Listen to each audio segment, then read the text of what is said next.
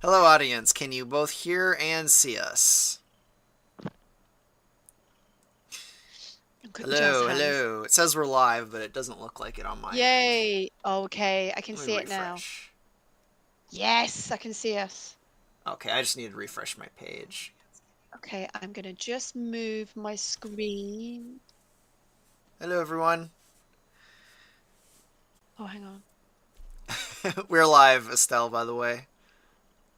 Okay, I'm there.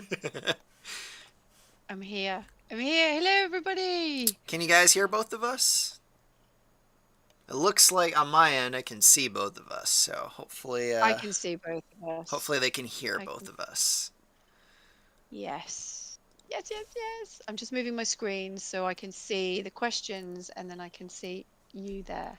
They're So all I'm saying gonna be. hi, but no one's answering me. Hello, good evening. Hey there, hey dude. Good afternoon, Estelle. Good afternoon. Greetings. Oh, everyone's here. This is amazing. Yep, they can hear us. Awesome.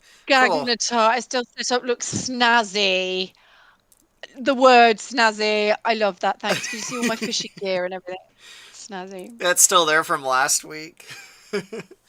Oh yeah, that's going to stay there until the next fishing trip. This is my office is the dumping ground. This Aw. is It does anyway. look snazzy. It's got the nice low lighting right now.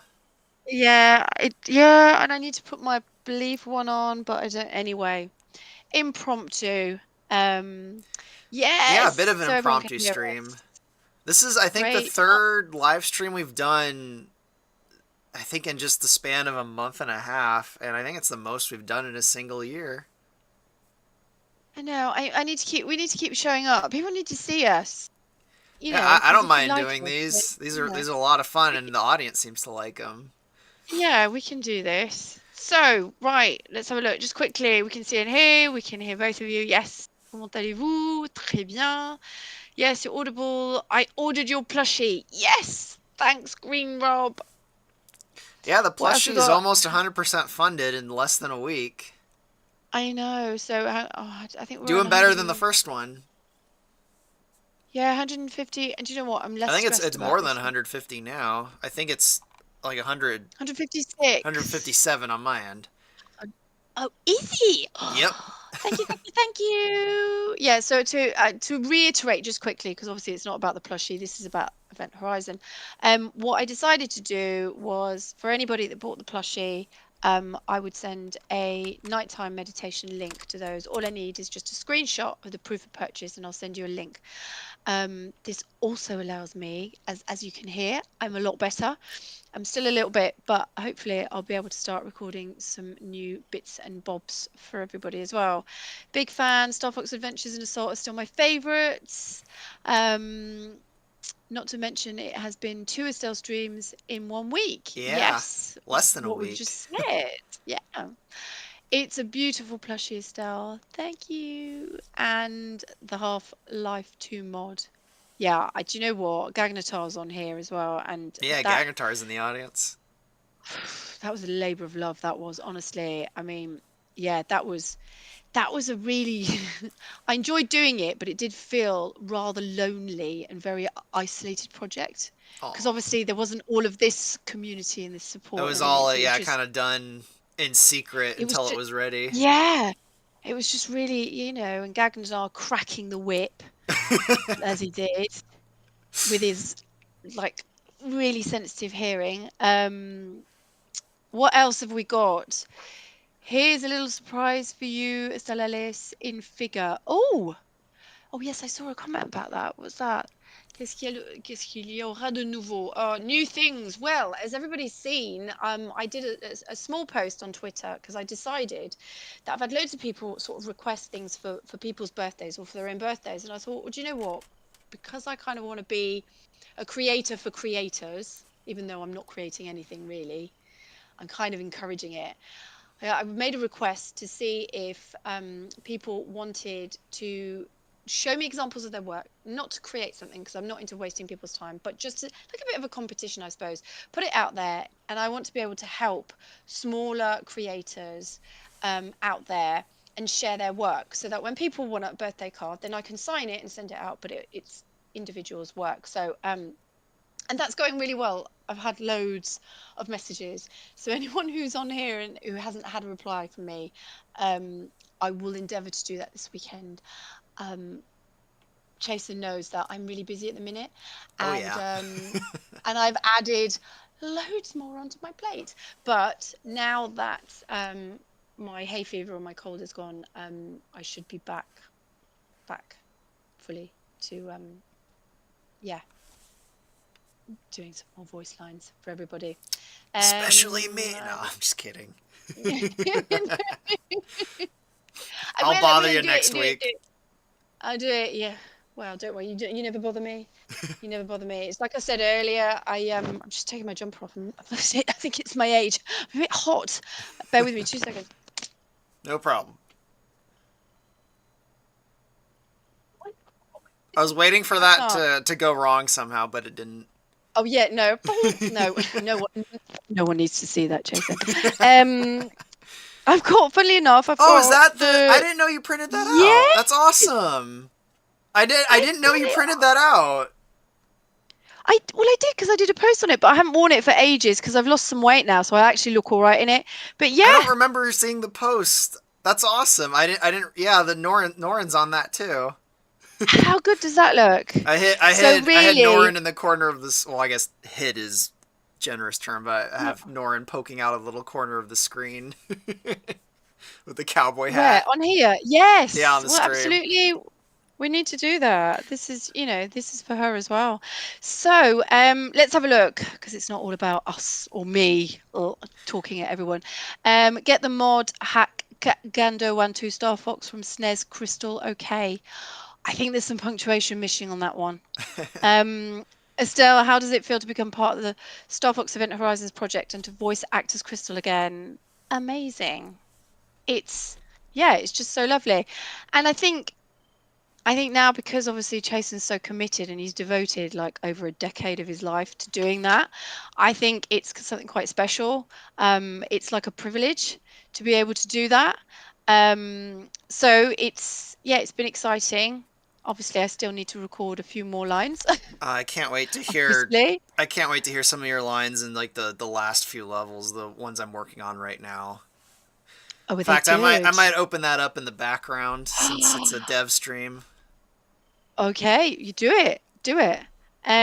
Let me What open that up else have while you we answer some got? questions. Um, Gagnatar said, "Me Gonna crack a whip." me I crack a totally whip. never I not was do just reading that. that at the same time.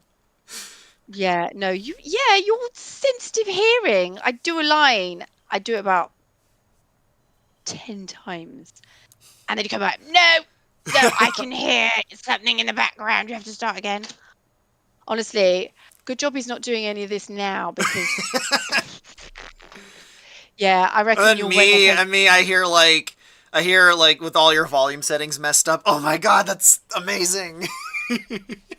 Yeah, I'm really grateful. Not you guys are amazing, right? But you're two completely different individuals. Oh, And yeah, I reckon Gagnatar would probably have an aneurysm if he heard some of the lines that I sent through. I think the webcams just went blank, but they should come back in a few seconds. Sorry, Oh yeah. everyone. The Okay, well webcam should hopefully you be can back in hear just a us. second. I Okay, hope. There we go. It's back so now. what have we got? Uh, I'm a bit on the shy side to request anything to be personalized. Well, no, reach out. Don't be shy. No need. There's no fear of judgment. Just if you want anything personalized, send me a message. Estelle, which do you prefer, Japanese voice, Ayahara and Alice? I have no idea what that is. The Japanese voice Ayahara. I don't know. I sound like I'm completely inexperienced when it comes to all this, so I've absolutely no idea. Where's Yume? Where's Yumi? Good Yeah, Yumi, where question. are you? Where are you, Yume? What else? Let me rearrange these in the The background. Japanese will like this. No, it's not even Estelle Ellis. Who isn't Estelle Ellis? What else have we got? Yeah, Well, hang sorry on, if that I business. seem distracted. I'm trying to open everything in the background. All right. Since you reworked the character visuals, I've become even more of a fan. That's Ooh, good to know. thank you. See the progression, following us on the journey. Just popping in to say, glad to see you all doing well and your work is exemplary. There you go. Oh, I think the That is cameras not went to out me, but it's again. to Come you. on, OBS. Sorry about the Oh, cameras, don't. guys. They should be back in just a few seconds. It's me Uh, trying to open up all of the stuff in the background. It's messing with the webcams. Thank you for your contribution to the Star Fox community. I'm glad the Star Fox series is alive in the hands of y'all. Yes. Well, someone had to do it, isn't it? Nintendo, Someone was hold going my to sooner or drink. later. And it might as well be us, right? Right, let's have I'm a super look. happy I got to work on a Star Fox game. Like, well, I was working on actually the level I have in the background. I was working on it last night, and before I posted it on Twitter, I was just thinking to myself, I'm so happy I got to work on this. Oh, I see. Gratitude. There's a lot to be said for it. But anyway, I keep harping on about it. But yeah, being grateful is a big thing. And I encourage it and I commend it.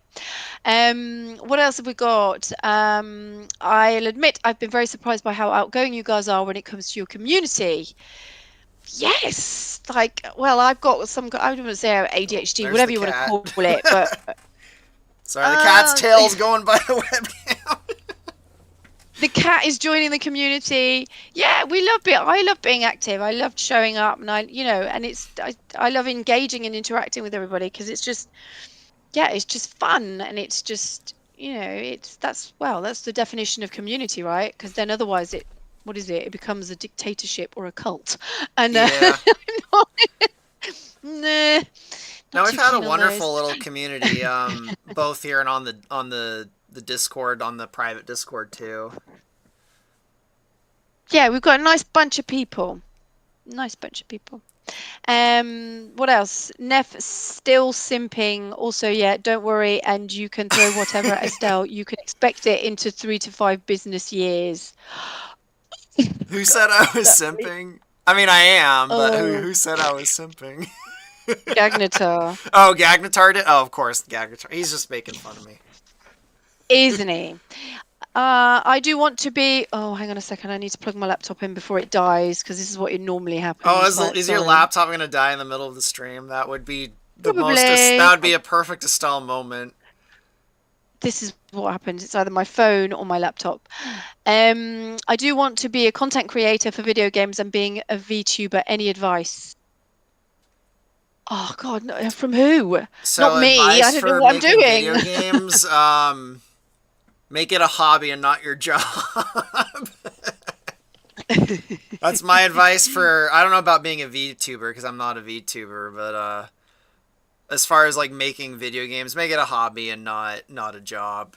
It's you have I don't know, unless you're really lucky, you have to give up a lot to make it a job. But that's kind of the case for pretty much any artistic endeavor. You have to be willing to. It doesn't mean you're going to be poor, but if you're going to do some kind of artistic endeavor, you have to be willing to at least be poor at some point. Humble, humble. It's because the way our culture sees art, it's unfortunate, but it's kind of the way it is right now. Like art is just not really appreciated at all for what it is. It's at least in since I was a child, art is kind of seen as like this weird thing that you can't really make a career out of, and it's not entirely true. It's just because of the way our society's set up. And did I just do a we live in a society? But and it's kind of the same Yeah, thing with but you're right. video game development too. But I would say just make it a hobby and don't make it a job. Well, and then when it becomes, I always say just do what you really enjoy, and then you never work a day in your life. And I think, you know, put the passion into what you do, then I believe in manifestation, and you kind of bring things into your reality. And but definitely put a timeline on it. And I've learned this. I used to put 5-year timelines on stuff. 5 years? No, don't. 5 days. Yes, yes, 5 days exactly. Just like Bring the it in, stream. In bring it 5 days, sooner. we're doing another stream. Okay, Estelle. Here for it. Here for it. Here for it. What else have we got? Mrs. Dell, do you like walking around Tokyo?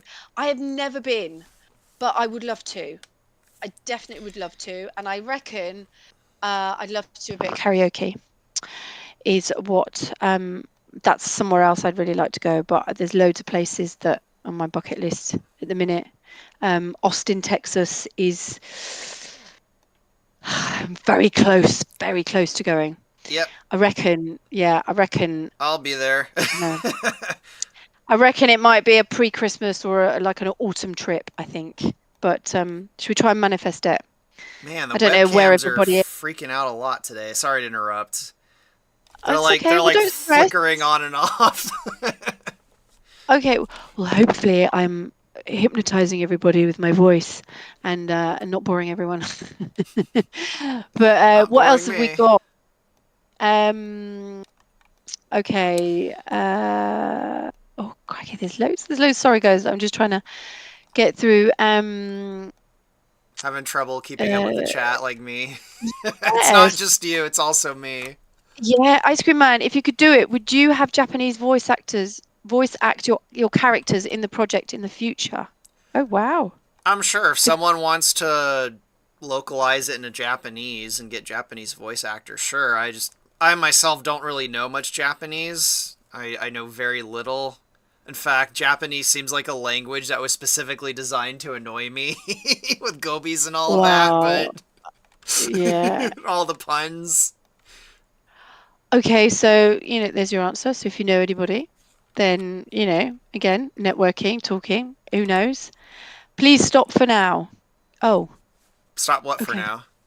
I don't know. Just please stop, like, in general, Just stop. Just or stop. just Just stop. stop? Okay, I'm Just going to stop. bed. Okay. Good night, everyone. Whoever Thanks said for coming. that. Yeah, just let us know, Crystal Kingdom General. Let us know we need to stop. Thank you so much for doing what Nintendo won't.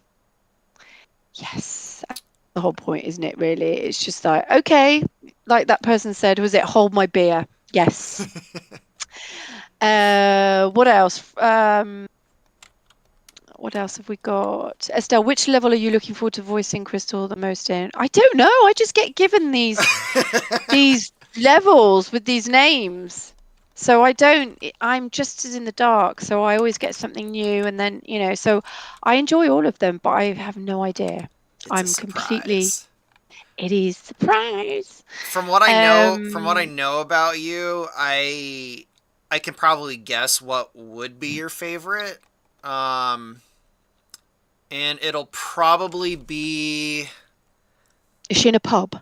No. no, that's a later level, but there's gonna be a little cinematic where it's the first time Crystal's got into space. Oh, okay. Because there's gonna be a little cinematic on Soria where she and Fox are talking, and she basically is saying, like, I've always wanted to go into space, but my father won't let me.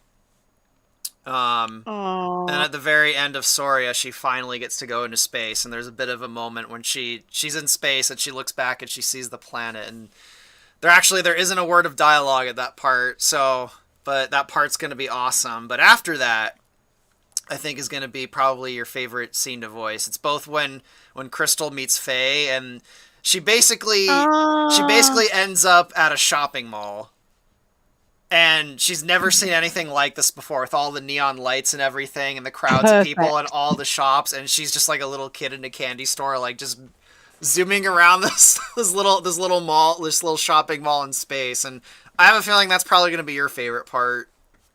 Oh my God, that sounds exciting. I shall look forward to that. That'll be really fun to animate. I can't wait. What else have we Hopefully got? that answers that question. I answered it for I you, I think, guess. yeah, well, you know me well enough, don't you? And you know what you're creating. What else have we got? This is a Star Fox game that we should have gotten. Yes. Have you played Miss Estelle on Rare Play on Xbox? No. My son has an Xbox, but I genuinely don't have time to do anything other than kind of this and work and be a mom, dog mom, and so yeah. What else? Well, I came at an interesting time. Oh, what was that? What was that interesting time? Hopefully, all of it's interesting. Did you pop in when Scott the Harvey, webcam was flickering on and off? Was that the interesting time? possibly. Bit of stimulating. Rolling my eyes, but this is still amusing. Also, hate to detract, but I want to know more about the cat that passed by. Talk to us about the Oh, cat. oh, my, okay, there actually is a really, really weird, interesting story about that cat. We just brought him in, I think it was at the very end of November, but basically, he's been around outside for like the last 10 years, and me and my fiance, we just assumed that he was the neighbor's cat. And then last November, it was a little bit before November actually, the neighbors moved out and they took their cats with them. But that cat was still just kind of hanging out in the little driveway area where all the cars park. And he was sleeping under my car. Every time I'd go to my car and leave, he'd just be sleeping under my car. And I'm like, cat, like, what are you doing here? And then eventually we contacted our old neighbors and we're like, hey, did you guys forget this cat? And they're like, oh no, he was never our cat. He was just a stray that kind of hung out on our property for the last 10 years. And he's gone now, so I can't really show it. But he's got only 3 legs, too. So there's just been this stray cat with 3 legs out in the alleyway for like the last 10 years. And we decided to bring him in. And funnily enough, our neighbors they told us that he was female, so we named him Maple, and we brought him in thinking he was female, and then we took him to the vet to get a checkup and get him dewormed and stuff. And there's a spider freaking dangling from the roof right in front of me. What the hell? I don't know if the webcam picked that up, but Where's the cat? a spider just like Oh. dangled from a web right in front of me and fell down on the floor. That was weird, but Do you want to know what a spider means? yeah, that was so weird. I don't know. I don't know if the webcam picked that up, but God, what was I saying about the cat now? Oh yeah, Well, you brought it in. we brought the cat to the vet, and the vet's like, "Oh, this cat's male," and I'm like, "Oh, okay. Well, we're gonna stick with the name." So the cat's name is Maple, Oh. and he's awesome, but he went away now. Oh, he's gone to sleep. Where was he? When that bloody spider came? Was it a brown spider? I couldn't really tell. It looked kind of translucent. It was I think it was a cellar spider. So it was Okay, do you kind of want to know what it means? grayish. Sure. Okay. Okay, guys, so this is the weirdest stream probably that you're ever going to witness. So I have a spirit animal book. And whenever an animal shows up, I was on the phone to my friend the other day, and there was a peacock in the background that just went. Obviously, it didn't quite sound like that, but anyway. And I read her what it means. And basically, when something like that happens, these are like little signs, because you all know that I'm, crazy. I'm gonna guess Okay, so if something to do with connectedness. Wait, okay, so if a spider shows up, it means that this is an opportunity to access your deepest wisdom and to assimilate it so that it becomes part of your daily living. Beware of any potential traps or ruses that you're tempted to get involved in. Rather than staying stuck in this apparent impasse, open your mind to the infinite number of possibilities that are before you and make a choice. Don't limit yourself to the mundane world, but instead be willing to explore other dimensions and realities. It's time to write creatively without limits or tradition or habit, allowing yourself to be inspired by nature. If the spider is brown, I don't know, this is time to eliminate as much toxicity in your life as possible, in your body and in your relationships. Honor Goodbye, your soda. need of solitude. Yes. Get rid of that aspartame. How mental is that? I love that story. That cat. Oh, animals, we're just so lucky. We're so lucky to have them. He is the sweetest Um, cat ever. they're just, yeah, but so grateful you've brought him in after this time. It's like living its best life. It's like, it's so grateful. They're amazing. Anyway, right. Oh God, all these questions. Let's have a look. Oh yeah, the questions have probably been zooming by. Let's have a look. Well, I got to go, doctor's appointments and the like, but it was good seeing you both. I'll see if I can engage on the Discord a little more. Bye, Scott. Thank you. Did that girl get killed by shears? I have no idea what that means. What, Marcus, did they hello, mean mate. Farah? I don't know. They might Did be you mean? talking What did you about mean, Farah. Green Rob? Gagnatar, Estella's a hippie-ish wine mum. She won't know anything related to games and such. You should ask things like, what's her favourite gemstone? I'm sure there's a bunch of symbolism there.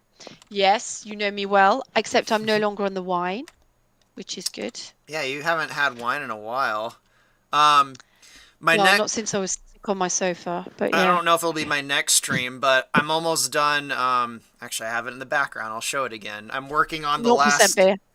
I'm working on the last Soria level, and when I finish it, I'm gonna do like a celebration stream. And Oh, yes. I got myself a brand of hard cider I've never had before, so I'm gonna do a celebration stream with some cider, and of course, you are invited to that stream. Oh, I love that. You don't have to bring booze if you don't want to, though. I think that's a lovely shout. Oh, Have you and there goes the seen Star webcam. Fox manga art, guys? No. I don't know. I feel like I don't know any of all this. What else? Estelle's not a nerd, everyone. So well, I'm a lot older than you guys, so what else have we got? I'm sure you guys know about Dinosaur Planet. It's finally on PC. I got a new TV and have my computer hooked up to it. Can't wait to play. Yes, I did hear that. What else? Star Fox and DC had a crossover. Would Fox McCloud be Batman? No, I reckon he'd be Robin. Oh, I see what Green Rob was asking. I said I might have accidentally said Farah, but I meant Faye. Crystal Uh, meets Faye, not Farah. It's funny because I know that you mix up Farah and Faye all the time too, because I their do names are kind of all similar. all the time. I always say Farah, but it's not. It's Faye, isn't it? Yeah, Yeah. Farah is Um. sadly not around at that point, but Faye is, and Faye and Crystal kind of become they kind of become friends at that point. Oh, my best friend's blonde, like light blonde, like that. Right. What else have we got? Wait, I missed that celebration stream for what? Oh, No, as in it's I haven't going done to it yet. It's happen. probably Mm. it depends on when I finish the level. I'll probably have it done in about 2 weeks, so I'll probably do the stream sometime in June.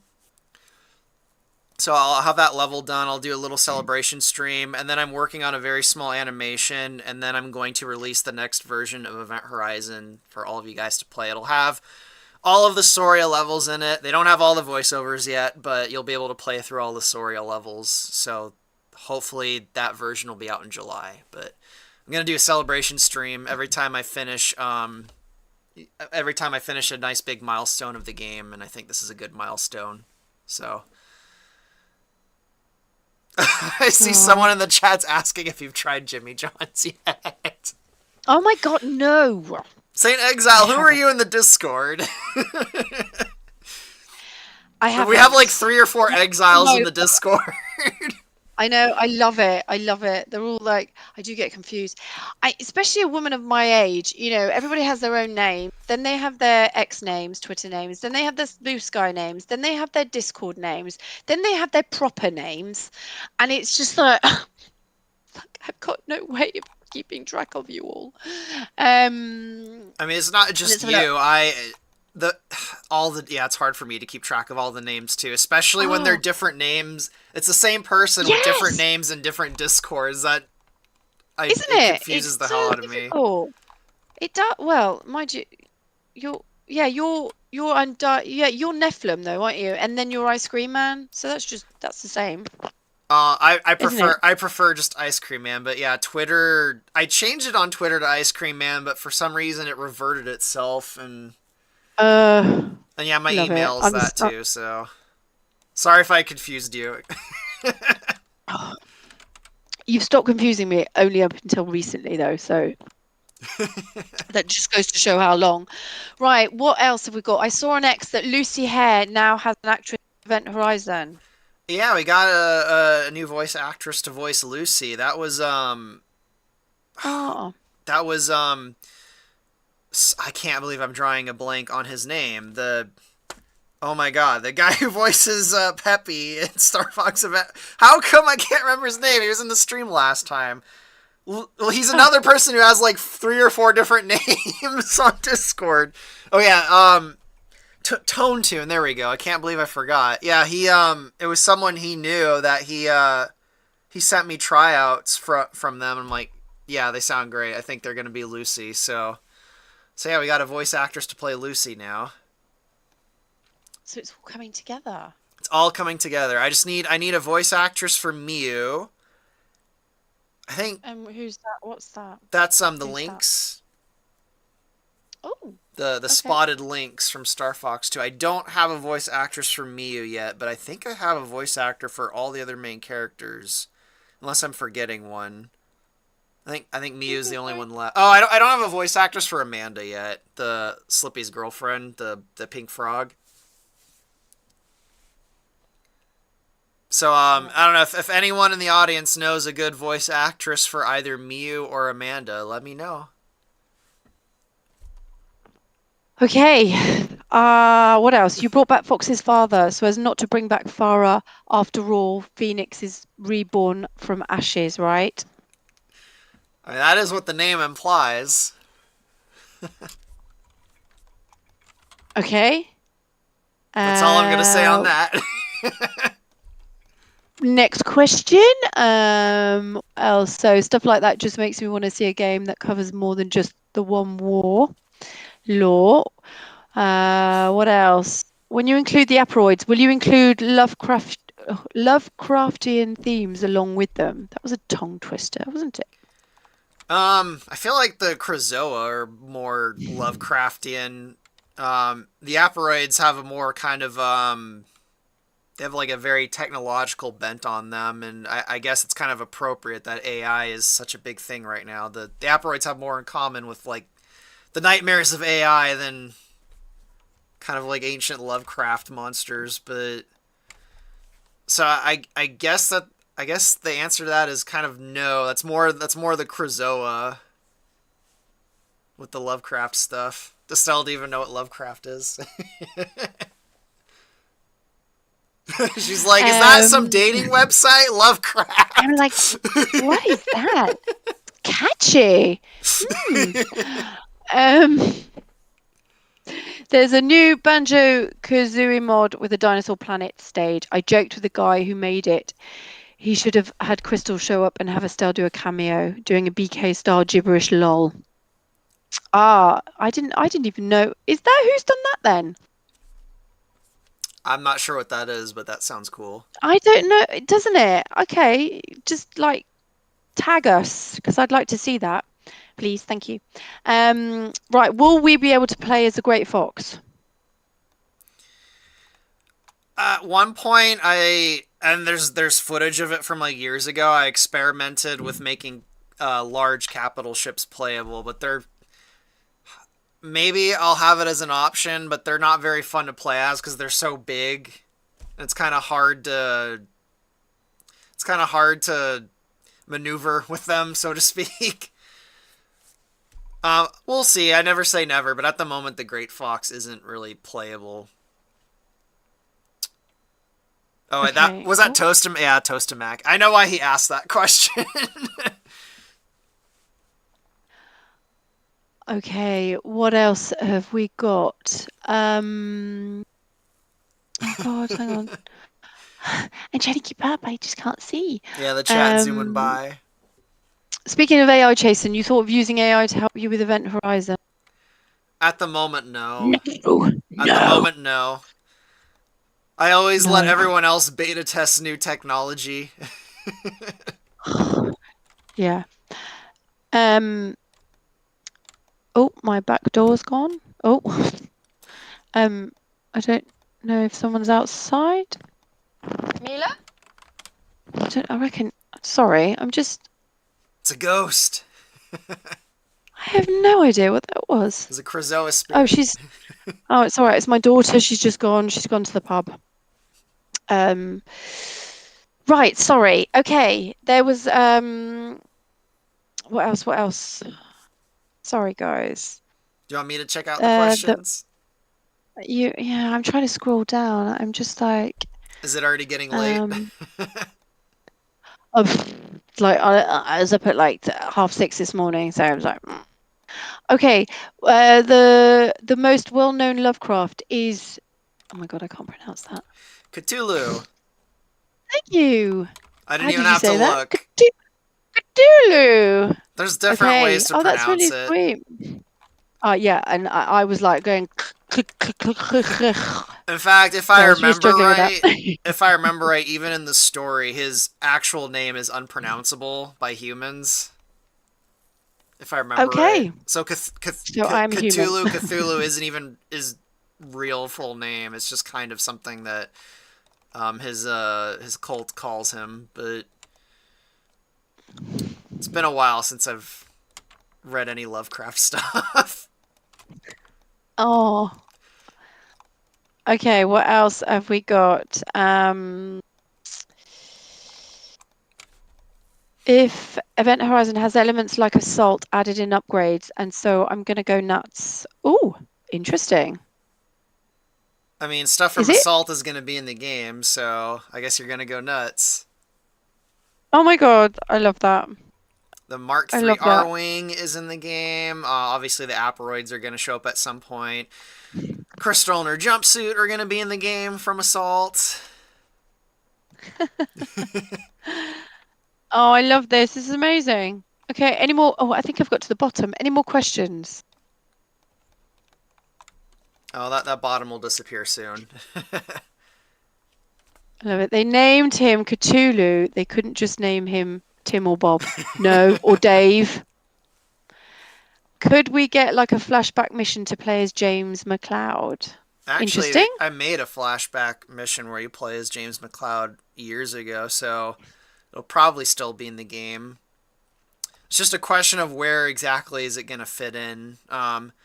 I think kind of like the old Rogue Squadron games, it'll probably be like something you unlock, like kind of like a little bonus level you can unlock.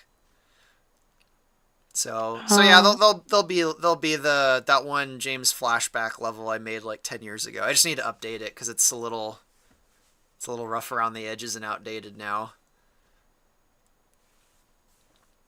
I love this. Damn, I'm feeling jealous with how good your models are, Ice Cream, as I got to improve mine and not make them so intense detail in multiple blocks. Oh, Oh, you're thank helping. you. You're literally helping people. You're teaching people. I love that. That's what Kevin Bayliss is doing at the minute, isn't it? It'll be I great never to have saw the myself as a teacher. no, but you're educating people and showing people, aren't you? It's amazing. You're setting the bar. It'll be great to have the Plight of Soria campaign playable soon, just as the Lilac Wars campaign already is in Event Horizon. It should hopefully be out no later than the end of July. Like I'm working on the last Soria level right now. I should have it done in like 2 weeks, and then I'm gonna do that celebration stream. And then Okay, let me know. When is there's that? 2 weeks. 2 weeks from hopefully two now. weeks. Put it. I say 2 weeks, but it might take me a little longer to finish it. Well, let me know because I can gladly have a glass of fizz if we're celebrating that. That would be Awesome. nice. Yeah, it'll just be like a nice casual celebration stream. And then after that, there's one animation I want to include. So I'm gonna make a little animation, and then I'm gonna release the next version of Star Fox Event Horizon in hopefully July. We'll see. In time for my birthday. Do it for my birthday. I'll try, but it might be late July. We'll see. It might Okay. because it might We'll take me move my several weeks birthday. to do that animation. It's a relatively short animation, but yeah. Bless you. Yes, you're good.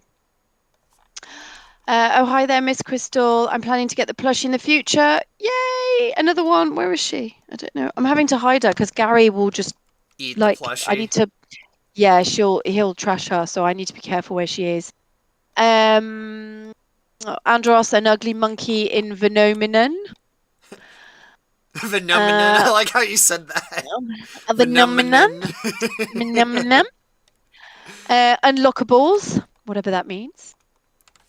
Um, okay, wait, hasn't Crystal already been to space? She's still from Serinia, another planet, which means she'd have to have flown across space earlier, right? Her and Randorn were in stasis for potentially thousands of years. So no, she I guess you could she technically and one they also went through the portals. Actually, you can see I have the let me bring it up here and the last level right here, the Krazoa city here. You can see the portals. One of them which her and Randorn came through when she was still a wee little girl. It's probably going to take a few Oh, minutes to little come up girl. on YouTube because we're ahead of the chat. But so they technically didn't travel through space through a ship. They came through these portals because the Ceridians and the Krazoa, they have this portal. They have the fucking Stargate network all over the galaxy. Wow, I love that. I love a good portal. Is it still not Love showing it. up? It's probably because Maya's in That's the way. Let me get. mm, Oh, hang on. Let me. There we go. Okay. Now it should show up on the screen. I'm like talking about this, trying to show everyone, and I didn't have it on the screen because I had it off the screen so I could show me modeling. But so yeah, here in the area where you fight the final boss on Dracor, there's all of these portal gates all around the Krazoa city, and Randorn and Crystal came through one of these when Serenia got destroyed. I don't know if you can oh, see it, Estelle. You probably I can. I I don't can know, see can it. you? I can see it. Yeah, yeah, no, I can see it. I can see it. So Crystal's technically, at this point in the game, has never actually been in space. But she's been through a portal. Yeah, she's been through one of these Krazoa portals from her homeworld to Soria. Love. Because Okay, the what? Krazoa have got these... Because in the original Dinosaur Planet, they got rid of it when it turned into Star Fox, but in the original Dinosaur Planet, that's actually how her and Randorn got to Soria. They came through these like Stargate portals I think the Krazoa built them. It's not clear who exactly built them, but they're in the Krazoa Palace and they look like Krazoa architecture. So I went with the idea that the Krazoa built them. So hopefully that answers that question. Got I something in my love eye this. now. My Like, goodness. oh, what is it? Is it a fly? Where's my book? No. I wouldn't be surprised if it was a fly, though. Today seems to be a bug-themed day. I woke up from that giant ant, and then the Ew. spider came down in front of me. Oh yes, it's like the bush took a trial. I don't know whether any of you have heard that, but No, it's not ringing a um, bell. oh, it's an English television show where they send celebrities to live in the bush in Australia, and Oh. they're in the jungle, and then in order to kind of win food, they go in, and the bush took a trial is that they have to like collect loads of stars. And the stars are in boxes full of snakes, bugs, spiders, fire Oh, ants, man. all this stuff. And you watch them, and it's, yeah, it's like, it's just before Christmas. It's just before Christmas they put it on, and you're just like, oh my God. And they eat stuff as well, which is just gross, like balls, testicles, Ugh. and It reminds me like of camel foreskin, and I yeah, it's don't know if it's horrible. still on, but we had a show here years ago called Fear Factor. That was basically that, where Yes, they'd eat very bugs and similar. bulls' testicles. It was disgusting. That's exactly it. So yeah, no, 100%. And that stuff. Oh God, they whiz it as well, and it's like they're just drinking shit, Ugh. literally. Anyway, anyway, back onto Event Horizon. Um, has anyone a question? Has anyone played Starlink? And that's Golden Phoenix Studio asking that question. I have actually not played Starlink. Okay. How far have you gotten into fixing the Knossos bug that makes levels past Katina and Aquas unplayable? I fixed them on my end. I just need to because I've added so much stuff to the game. I don't feel comfortable just releasing a brand new version. So when I release the new version with all the story levels, all of that will be fixed. It's a pretty easy fix, but basically, I'll try and explain it. It'll probably bore half the audience. But what was wrong was They put something in the engine that causes it to give a warning and crash if a model has a polygon with more than a certain number of vertices. And there was a few models in those levels that had that went over that limit of vertices, so I had to go back and turn those n-gons into triangles to fix the problem. And no one in the audience probably understood what I said. No, me neither. No. That's okay. We might want to watch again, just to listen to it again, just to understand. You sound like you know what you're doing. So the answer is it was fixed. And when I Amazing. release the new version in July sometime, it'll be fixed too. Okay. Right. What else have we got? So let's have a look. Let me check out the questions. Look. If Crystal was to cross over DC, would she be Supergirl or Wonder Woman? Ugh, Wonder Woman. I knew 100%. The 100%. answer to that. Definitely Wonder Woman. Yeah. What else? Let's have a look. Though I'm really doing it so I can get that. Oh no, have I? No, I'm reading it all wrong. You getting tired, Estelle? Oh, do you know what? Yeah, and I'm just looking. It's getting dark, and my little boy's broken his bike, and I'm like, oh god, how's he getting home? Oh, is he still stuck? Yes, he's still stuck. Well, if you need to go pick him up, you need to go pick him up then. I might have to go pick him up. Yes. It's anyway, yes. You're like, Poison maybe later. I was just like, oh god.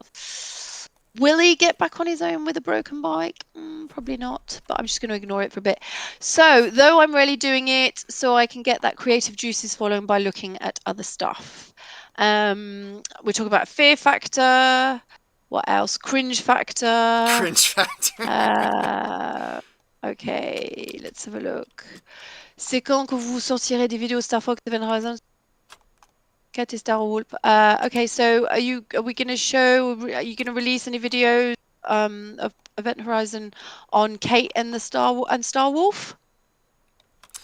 I'll eventually have more Star Wolf stuff in the future, but I ended up actually removing Kate from the game because the person that created them kind of disappeared on me. And I didn't know if it'd be appropriate for me to keep using their character if, they're kind of gone. Kate got replaced with Oda. Okay. So I think I understood. Technically, it means that you're limited in the model making, and it's create a possible float that will overlap in the program. That's what I understand. That sounds about right. Okay. I wouldn't say it's a limitation. It's actually it's standard practice for polygons to never be over 4 edges or 4 vertices. And I have a lot of sloppy habits with models. As some people can probably notice as I'm making this model, I have a few sloppy habits, and every now and again I'll have an n-gon that shouldn't be there. Okay, guys, I'm sorry. I'm going to have to go because I need to go and pick my little boy up. Aw. Well, yeah, we had you here for almost an hour. I'll try and keep going, but I'll try and keep them entertained, but I won't get any work done now because I'll have to read the chat. I'll go ahead and show them. I'll show them the level I'm working on. Yes. After you leave. Okay. Yes. Thank you so much, everybody. Showing up and joining. Yeah, I have to mom duties. She has to go pick up her son, whose bike apparently broke down somewhere. He's trashed his bike because he's doing all these like jumps and like all these things, and he's broken. He broken his bike, so I have to go and fit it in my car. I don't know how to do that, but anyway, right. Sending that hour went by fast. Holy moly! I know. That did not feel like an hour. Didn't. Thank you so much, guys. Apparently, yeah. Have we been going for an hour and a half already?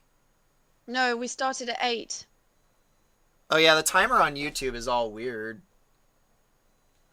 Actually, no, apparently we're only going for 15 minutes, but close to an hour. Gagnatar says, want me to co-host. He's desperate to get on. Yeah, let him. Maybe Get him next time, involved. Gagnatar, maybe on the celebration stream, we'll have you co-host while I have a bit of booze. Right. Right, love you all. Thank you all, and I'll see you soon. Bye. See ya, Estelle. I'll try and keep the stream going for a while. Oh, she's gone.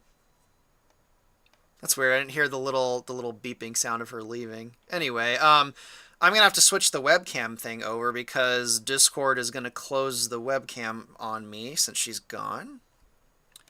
So let me activate the other webcam thing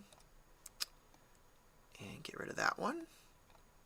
And it looks like my face is frozen. Uh-oh. That's weird. Is my face frozen on your guys' end? I'm like frozen and like I look like all grumpy too. That's weird. All right, let me figure out what the hell's going on with the webcam now that Estelle left. Uh-oh. Let's see, add a video capture device. Webcam.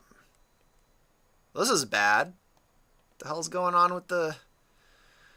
Uh-oh.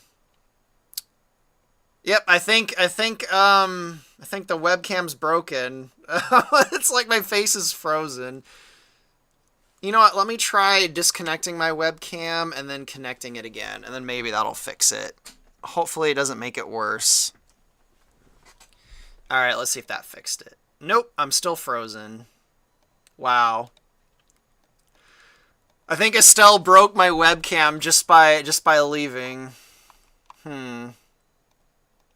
Deactivate. There we go. Okay, it should be working now.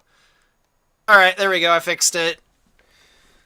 Let me know if the webcam looks fine, everyone. I'll make it a little smaller, and I'll make the Maya window a little bigger. I'll put it over here. And I'll make this window bigger, although I'm probably not going to get much done now, because I'm going to get sidetracked by the chat, trying to keep track of it. Let me just finish what I was doing on the wing here, and then I guess I will go to showing you guys the level I've been working on, where you fight Dracor. Let me just finish extruding this right here, so because I'll forget if I don't do it now. Okay. All right. Now that Estelle's gone and I can't really multitask, I've already determined that I can't multitask and do 3D modeling at the same time. I have the chat open, so I'm gonna switch over to the level I've been working on, where basically is the final boss of the Soria levels. But let me check out the chat first. Allison Carswell. Oh well, we'll have to make do with grumpy frozen ice cream man. Too bad I fixed the camera, but yeah, it was frozen on like me giving like an angry kind of like glare at my screen, so it was kind of a funny place for it to freeze, but I fixed it. I basically just had to turn it off and on, and it fixed it, which seems to solve almost every computer related problem. Nexus Reaper is asking, is there any funny Falco moments in Event Horizon? I think so. I think there's quite a few. Just in one of the first levels, when he makes a Bucky O'Hare joke, which that was improv from the voice actor when he came up with that Bucky O'Hare line. I thought that was pretty funny. Yeah, when Star Fox shows up at Corneria and the soldiers are like, is that Star Fox? And then Falco's like, who are you expecting, Bucky O'Hare? And then in the Zonus level that hopefully will be done soon, he has a lot of funny banter with Cat, or Cat's basically making fun of him. I need to post. I got all of Cat's lines like 2 or 3 weeks ago. I should show some of them on Twitter when I get a chance, because Thea did a really good job with Cat. Let's see what other questions you guys have. So there will soon be videos with Faye and Crystal. I'm not sure how soon. After I get after I finish this level and the little animation I'm doing, and I get the next version out, I'm probably gonna take a tiny little break. Because I'm gonna take a tiny little break, and I'm going to be for probably several weeks playing a lot of games that are like Star Fox. I got this game called First Squadron that I bought like 2 years ago, and I still haven't played it yet. So I'm finally gonna set aside time to sit down and play through that. And then there's a really old game. It's actually 3 games that I've been wanting to play for years, and I finally managed to acquire them. They're called the Colony War games, and they're kind of like Star Fox a little bit. So for several weeks after I get the next version out, I'm going to be going through and playing a few of the games like Star Fox that I missed over the years. And then I'll start on the levels after Soria. Hopefully that answers that question.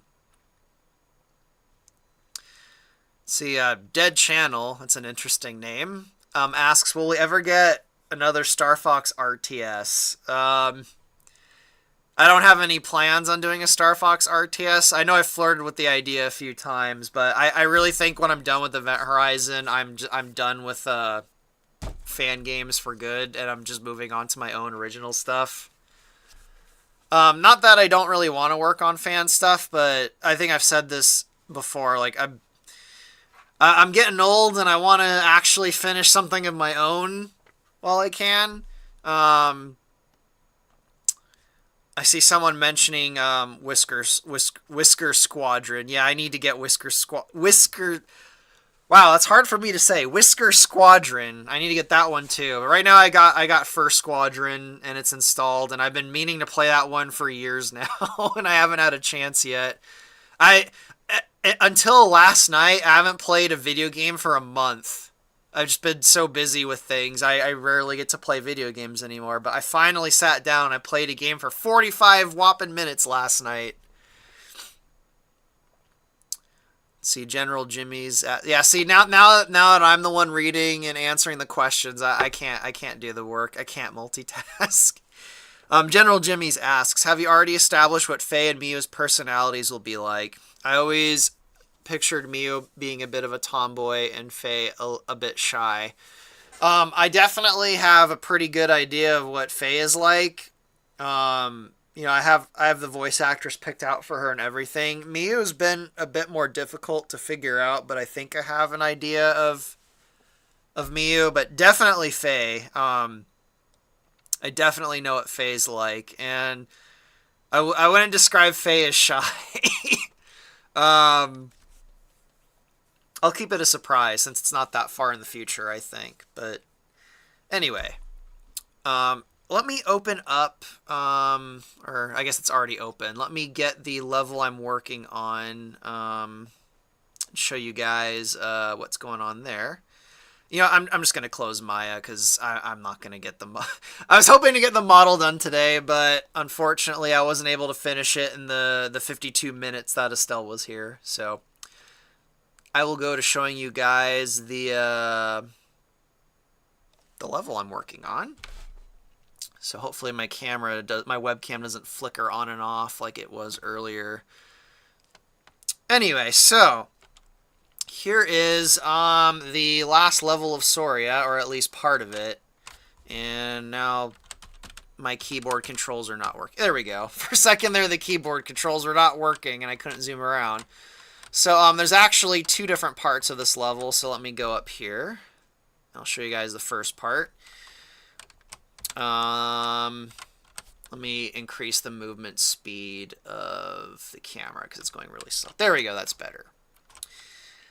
So the last level is basically a multi-tier boss fight, kind of like when you fight Andross in the Lilat Wars, and you fight the Chimerian Heart and Dracor. And the first phase has you fighting the Great Chimerian Dragon.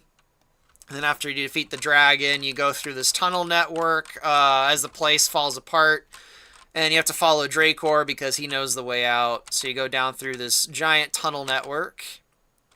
And then eventually you make your way down here to a giant Krazoa city that has been buried underground for who knows how long. I really like how the city turned out. I like these giant Krazoa sarcophagi with the little psychedelic effect. I really like the psychedelic effect I was able to get to work for like the weird little rivers in their city. But then you fight Dracor down in the city, and he's a 2-phase boss fight. And I just started on the first phase of his boss fight 2 nights ago, and I'm still working on it. But I'll go ahead and show it, actually. Let me just check the chat before I fire it up. So it's structurally like Venom. Stash Hand asks if it's structurally like Venom. A little bit. There's not... I guess it's, yeah, it is kind of like Venom, but kind of like rearranged, because in the Venom level, you have to, after you defeat Andross, you have to get out before the whole place explodes. And this one, the segment where you're trying to get through a collapsing tunnel is not at the very end, it's actually earlier. And did my webcam freeze again? I think my webcam, no, my webcam's fine. All right, anyway, and the place isn't exploding. It's actually the caves are kind of caving in, and you have to follow Dracor down into the deeper into the planet where the caves aren't collapsing. And then you fight Dracor, and I don't want to spoil too much. I'm keeping I want to keep the whole last part of the boss fight kind of secret until I finish the level. Because normally I show my progress as I'm working on it, but I'm not going to show any progress of the very last part of the boss fight, because I want to keep it kind of under wraps until I just realized I didn't have the freaking screen centered when I was showing the level, so it probably looked all zoomed in. Sorry, guys. I'm a tech boomer just like Estelle. What was I saying now about the level? I forgot. Oh yeah, structurally it is like Venom, just kind of rearranged. The different parts are in a different order. Anyway, let's see what other questions you guys are asking. This kind of feels very Metal Arms glitch in the system. I've sadly never played of that game, even though I've heard of it. Is that the one on the GameCube? I see someone asking a question, but I've got to keep that one. I'm going to keep that one under wraps about the... Never mind, I'm going to keep that one under wraps. See, Green Rob is asking, I'm curious if the spirits will help Star Fox battle the enemy. I don't think it's a spoiler when I say they probably will in this part as the Krazoa get woken up. Let's see what other questions. Like, would they resonate with Crystal and the Krazoa spirits in the battle? I won't say exactly how, Green Rob, but yeah, the Krazoa kind of show up at the end here. I don't think it's much of a spoiler to say that the Krazoa are gonna actually show up here at the very end. Let's see. Would have a styled cinematic with Faye and Miyu. Yeah, I'm gonna have cinematics with Faye and Miyu. Not at this point during the story levels, but after, yeah. Let's see. Is this a level for foot traffic? I'm not sure exactly what you mean by that.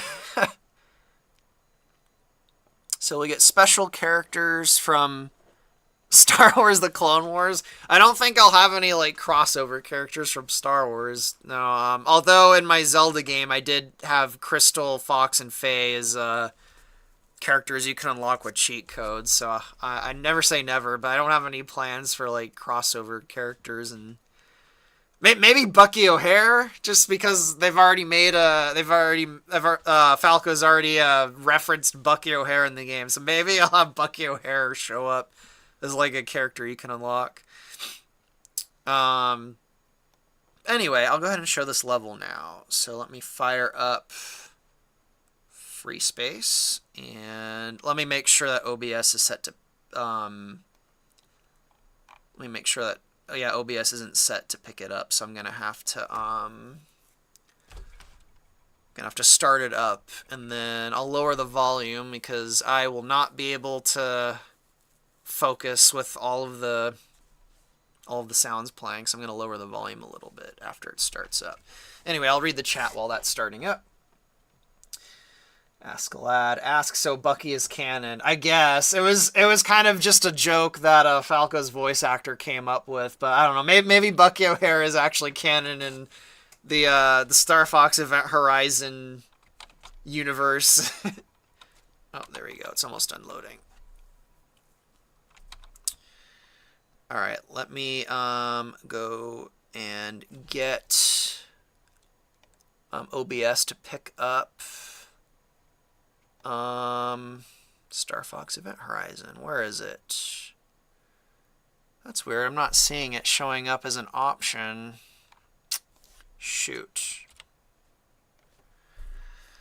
Oh, OBS. Let me try game capture instead of window capture. Game capture, specific window. Damn it, it's not showing up. Oh, I know it's not showing up because it crashed. Great. That's weird. All right, let me start it up again. It crashed when it got to the main menu. It crashed somehow. That's not a good sign. Let's see what you guys are saying while I'm trying to get the darn thing to load. I wonder if someone else made an Einstein Star Fox because of that throwaway line now. Yeah, Einstein's in Star Fox. All right, there we go. Now it's letting me capture. Now it's not. What the hell? And it didn't crash this time. This is so weird. What is going on, OBS? I might actually be worse than Estelle when it comes to technology sometimes. Yeah, it is not detecting Event Horizon. Shoot. This is really annoying. Let me go back out. Oh wait, is it working now? Is that it? No, that's the Explorer window. This is so weird. Let me try game capture again. Sorry guys, I can't seem to get OBS to pick up. There we go. Now it's working. Okay. Now it should be working. All right, guys. Can you see Star Fox Event Horizon in?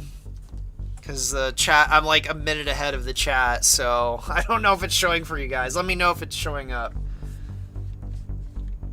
I guess I'll find out in like 30 seconds on my end if it's showing up. There we go. Okay. All right, let me lower the volume because I'll be distracted by it. Anyway, so I'll go ahead and show part of the level I've been working on. Oh, actually, I just realized I actually set it to skip, so let me go back to... I set it to skip the whole entire first phase and go right to the third phase, so let me fix that. Let me make it so that doesn't happen. Sorry, guys. Boomer stream time. So, is event true delay?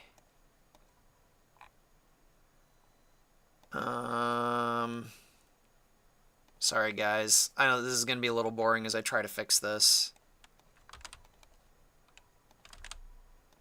Okay.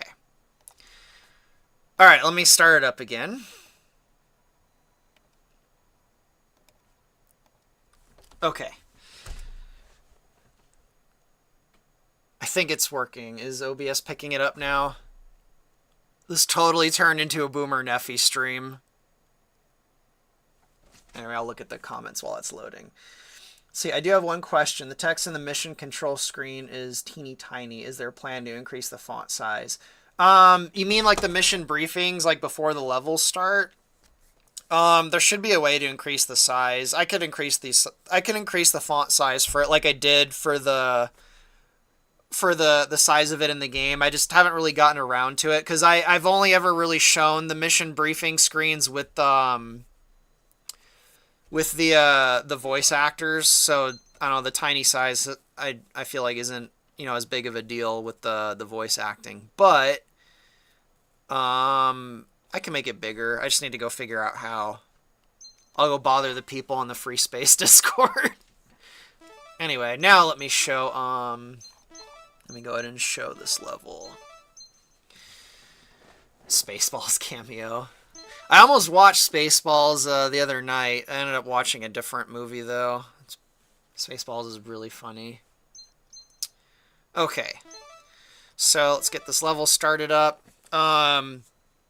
The very first segment of the level where you're going into the meteor hasn't been made yet, because I generally make levels. Generally, when I make a level, I actually start with the boss fight first, and then I construct the level around the boss. Wow, my voice did a thing there. And then I'll construct the level around the boss fight. I've actually found out that makes it a lot easier to make levels. So I started with the boss segments of this level first, so I don't have the first part of the level where you go down into the meteor. And this looks like it's going to take a while to load. Probably because I have a bunch of stuff running. I've got OBS running. I got the live stream going. I closed Maya, but yeah, this is going to take a bit to load, so I'll just read the chat while it's loading. Let's see what other questions there are. Ooh, thanks, Askalad. I'm glad you think it's quite beautiful looking. I'm not sure if you meant the Krazoa City or the menu, but thank you either way. Oh, yeah, I noticed. Yeah, Crystal Kingdom, I should have fixed the webcam. I noticed that it wasn't showing, because I had the layers in OBS mixed up. Let's see, I see you guys talking about crossovers. See, Dead Channel says, whoa, Crystal looks different. Do you mean on the loading screen she looks different? Have you not seen her with the war paint yet? Is this the first time you've seen her with the war paint?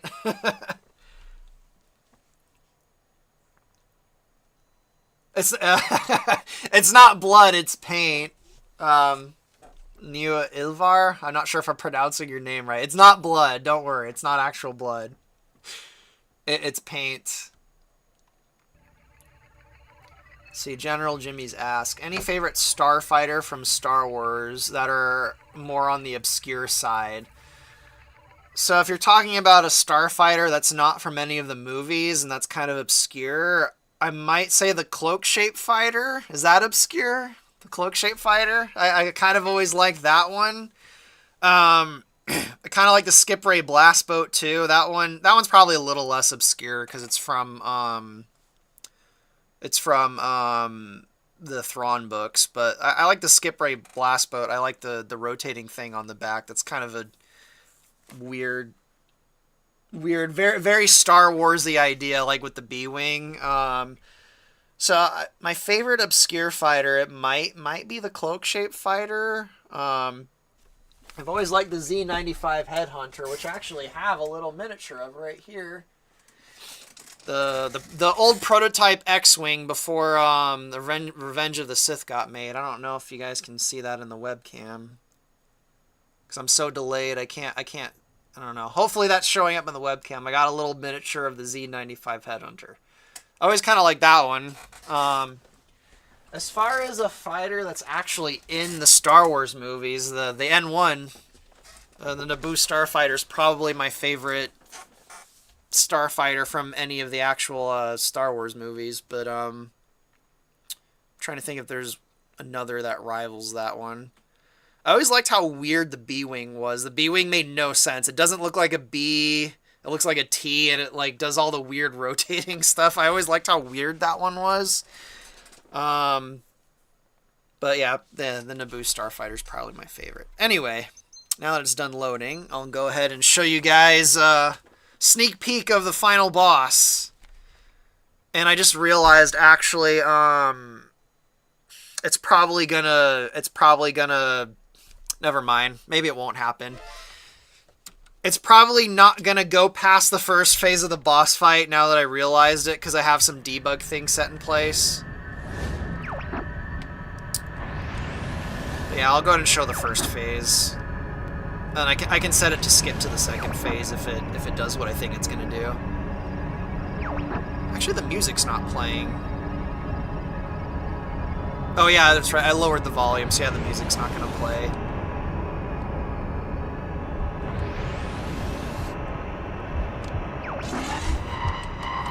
So yeah, sorry guys, there's no music playing. But I can hear the heartbeat of the boss. That's pretty cool. Anyway, I might end up just focusing on playing this, so if I don't say much during this fight, I apologize.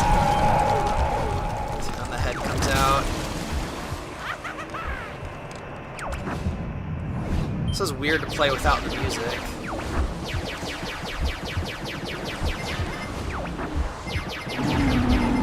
Destroy that connector.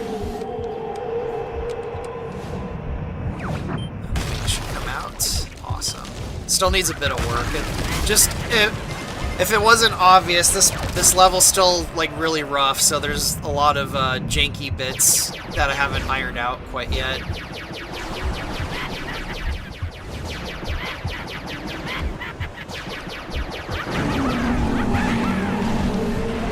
So destroy the other connector. Actually, I don't think I need that ring. Top part.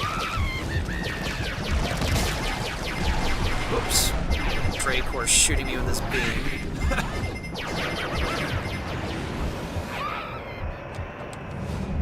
This is the first time I've done this without the music, and it's kind of hard to explain, like, just how awkward it is without any of the music playing.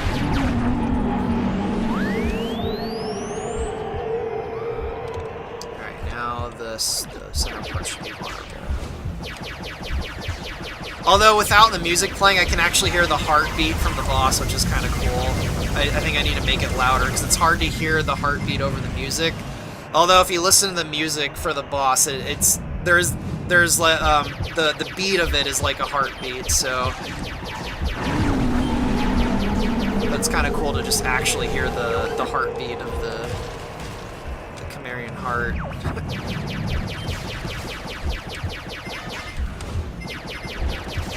Hi, Dracor. I just noticed a bug. His little icon thing isn't showing up above his head. Oh, jeez. Getting some epilepsy. What the hell was that? What was that flashing thing? Was that the boss flashing? Oh, jeez. I don't know what that rapid flashing thing was.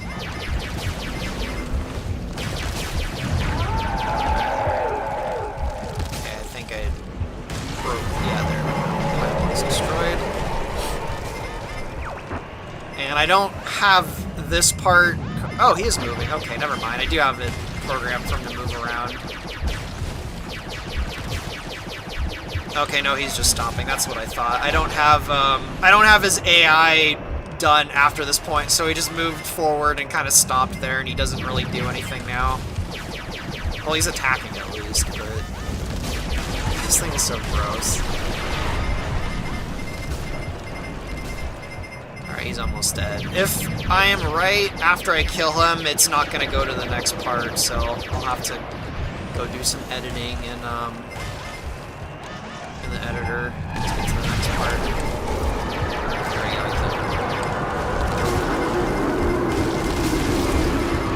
He's taking forever to explode. Is he going to explode? Okay, that was really puny. I need to make the explosion bigger. Oh, actually it is going to the next phase. Awesome. Alright, cool. It's working. I had a feeling it was not going to go to this part, but it is, so that's awesome. This part will be really weird without the music. So yeah, I was someone asked a question earlier about being structured similar to Venom. So this is almost kind of like an inverse of Venom, where you're going deeper into the planet as the cave is kind of collapsing, instead of trying to escape the planet.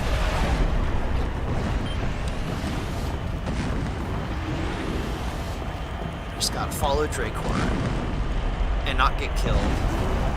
I think I need to give him more weapons, though, because it's actually really, really easy to dodge all of his attacks at this point. Although at some point he starts using his flame breath.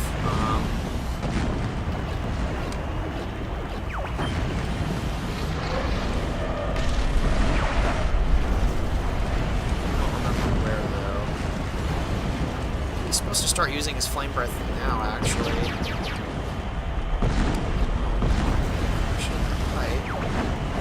There we go, now he's using the flame breath. I think I need to give him some kind of, like, rapid fire, like, blaster kind of weapon at this point.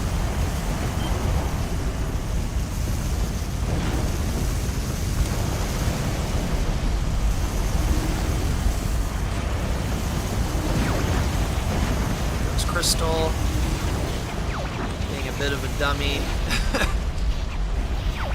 Sorry, Crystal. Oh, that bugged out there. And then, yeah, she gets knocked off. And you gotta go save her before she falls to her death.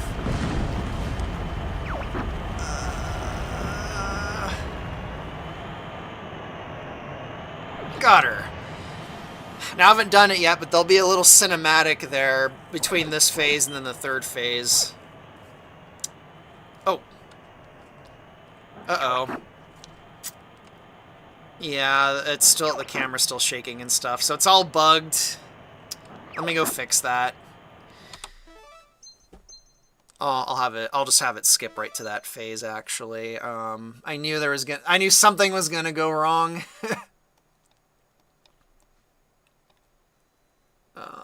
Let's see. This should fix that.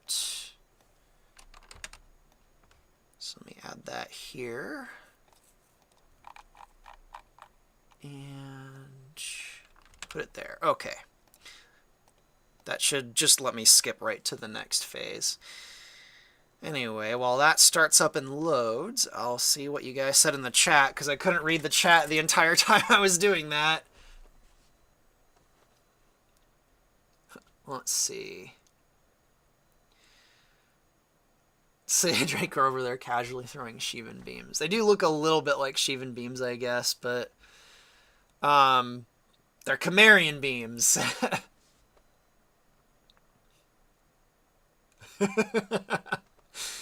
Westmont says, I like how everyone's in Arwings causing crazy damage, and there's Crystal like, come on, Kite, let's go get eaten really quick. Oh, don't underestimate the power of Crystal's staff and Kite's fire breath. Because the Dracor is actually going to have a line. Let me actually make sure OBS is picking up the game. Yeah, Dracor is actually going to have a line during the third or fourth phase of this level where he sets up that the Chimerians actually gave the dinosaurs their fire breath, and their fire breath, it's hot enough to melt, like, it's hot enough to damage, like, the energy shields of craft. So yeah, the dinosaur fire breath is really really dangerous. And it can damage ships. I mean, up to this point, you play through quite a few levels, flying on Kite and Tricky, and they're able to melt all the Sharpclaw vehicles. So and then Crystal Staff is also able to make, a bit of an energy shield, so she's not completely outclassed by the technology of Arwings, just a little bit. Let's see what else you guys are saying. Nexus casted silvery barbs on Ice Cream Man. I'm not sure I get that reference. See, Black Omega is mentioning you'd figure the Arwing cockpit is a bit too cramped. Well, it's not, and after I go through this, I'll show you why it's not.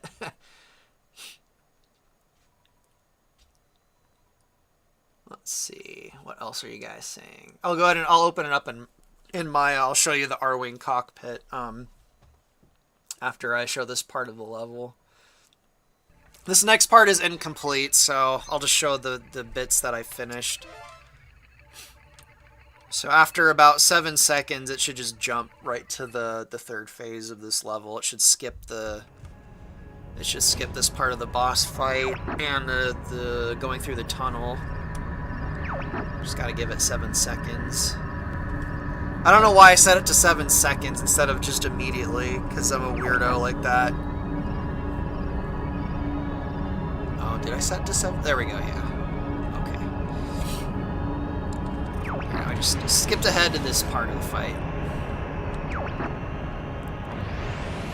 This part's going to be really cool. Although, like I said, this part's really unfinished, so Dracor only has a few different attacks he does. Oh! Thought he was going to ram into me for a second there.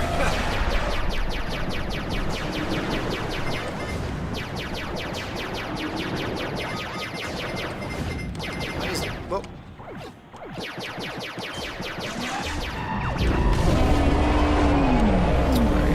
This part I thought was really cool, where he goes here and then he tries to use a Krazoa weapon here.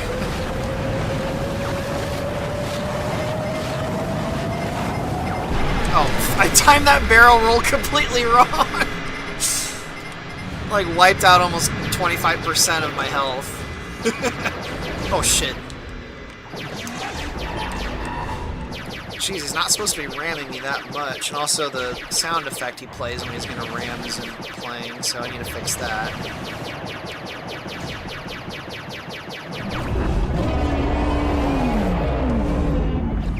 And then I was gonna do another different attack. He starts firing a bunch of homing projectiles. And he's not firing any of them. Oh, there they are. There's one of them. I fire those a bit too late, and also I don't hear any of their sound effects. So yeah, there's lots of kinks I need to work out with this. And that's all I've actually done for this part of the fight. So after this, I think his health locks at 50%, and then he just doesn't do anything. Yeah. Anyway, that's all I've done for this part of the Dracor fight. But, I don't know, I just thought this part of the level looks really cool. I'll go ahead and show some of the stuff while Dracor's chasing me around. I really like these, the psychedelic rivers, I think look really cool. I love how those turned out. I also use that effect with the sleeping Krazoa. Where are they? There they are. It's kind of hard to see them in the fog. Also like the giant floating islands. Yeah, I really like that that psychedelic effect with the Krazoa, I think is really cool. Yeah, he's not even chasing me anymore. He's just sitting there shooting his little beams. Yeah, that little rapid fire attack I think I need to add during the cave chase. Yeah, I can't damage him past 50%. Anyway, so that's what I've been working on the last 2.5 weeks, and hopefully I'll have it done in another 2 weeks, and then all of the Soria levels will be finished, and then I will try and get the next version of the game out, hopefully by the end of July.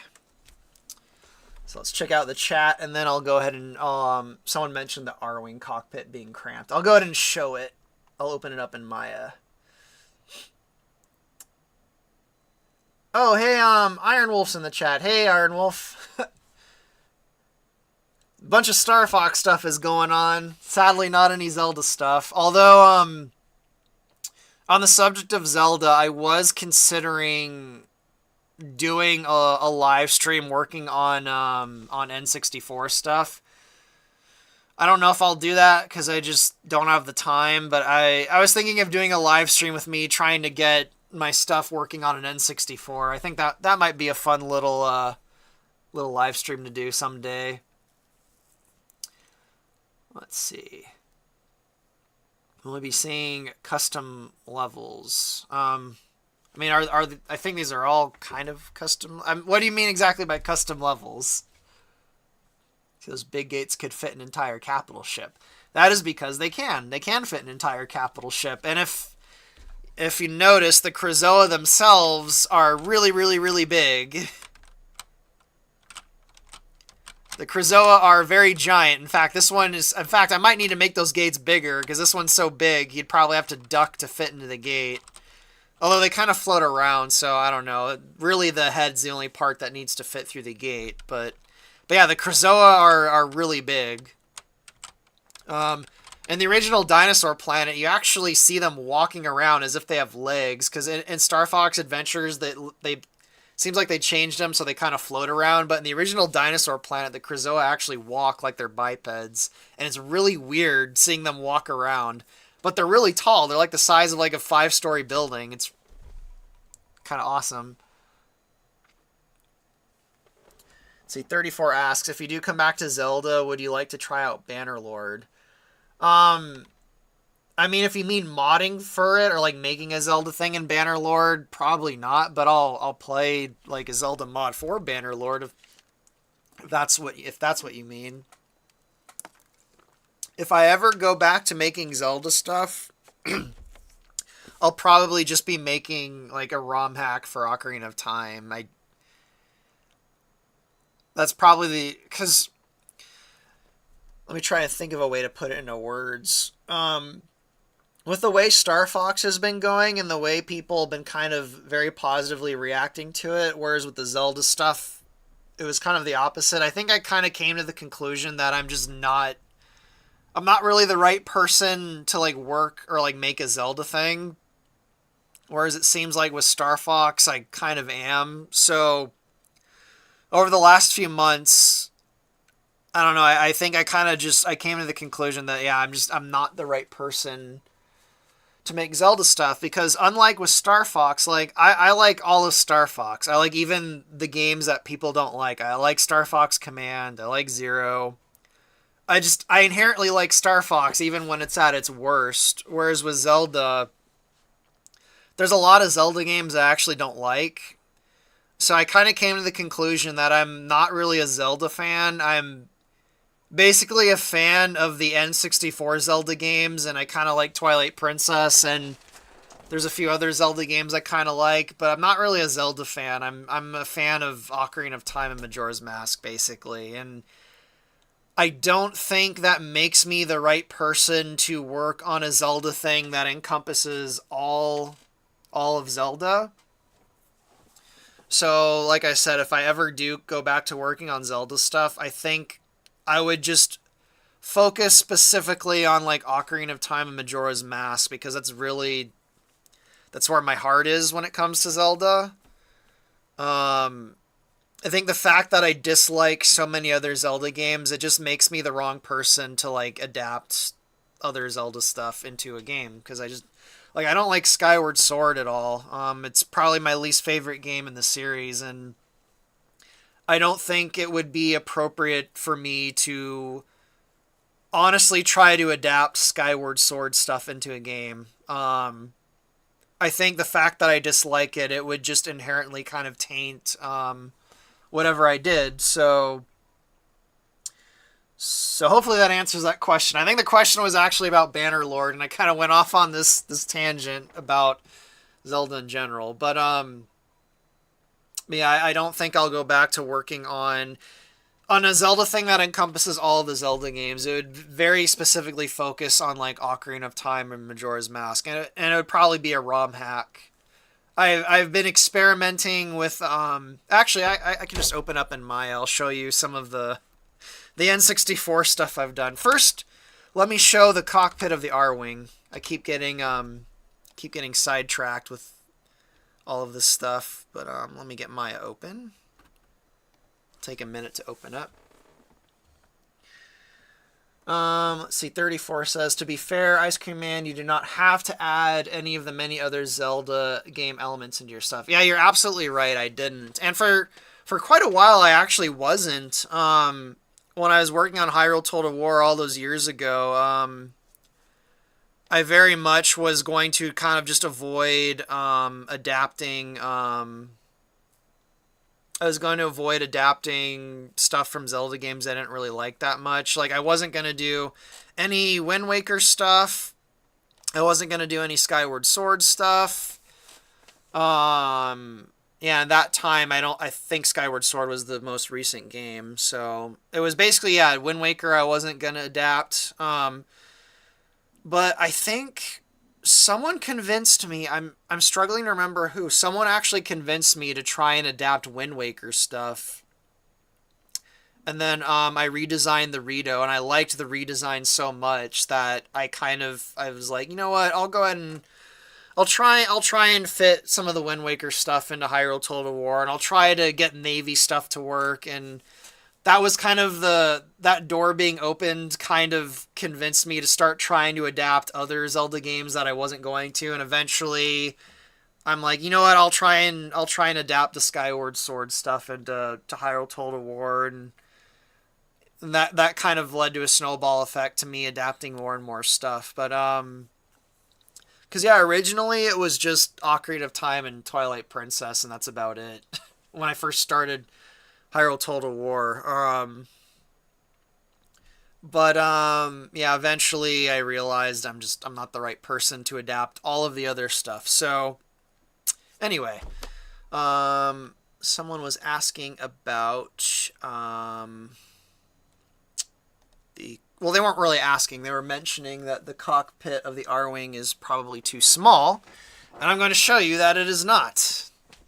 So let's open up the Mark II retrofit Arwing in Maya, and I'll go ahead and show you guys. Why it isn't too small. If I can get Maya to go to the perspective camera. Well, that's a lot of polygons. So let me zoom out here, zoom out of Crystal's face.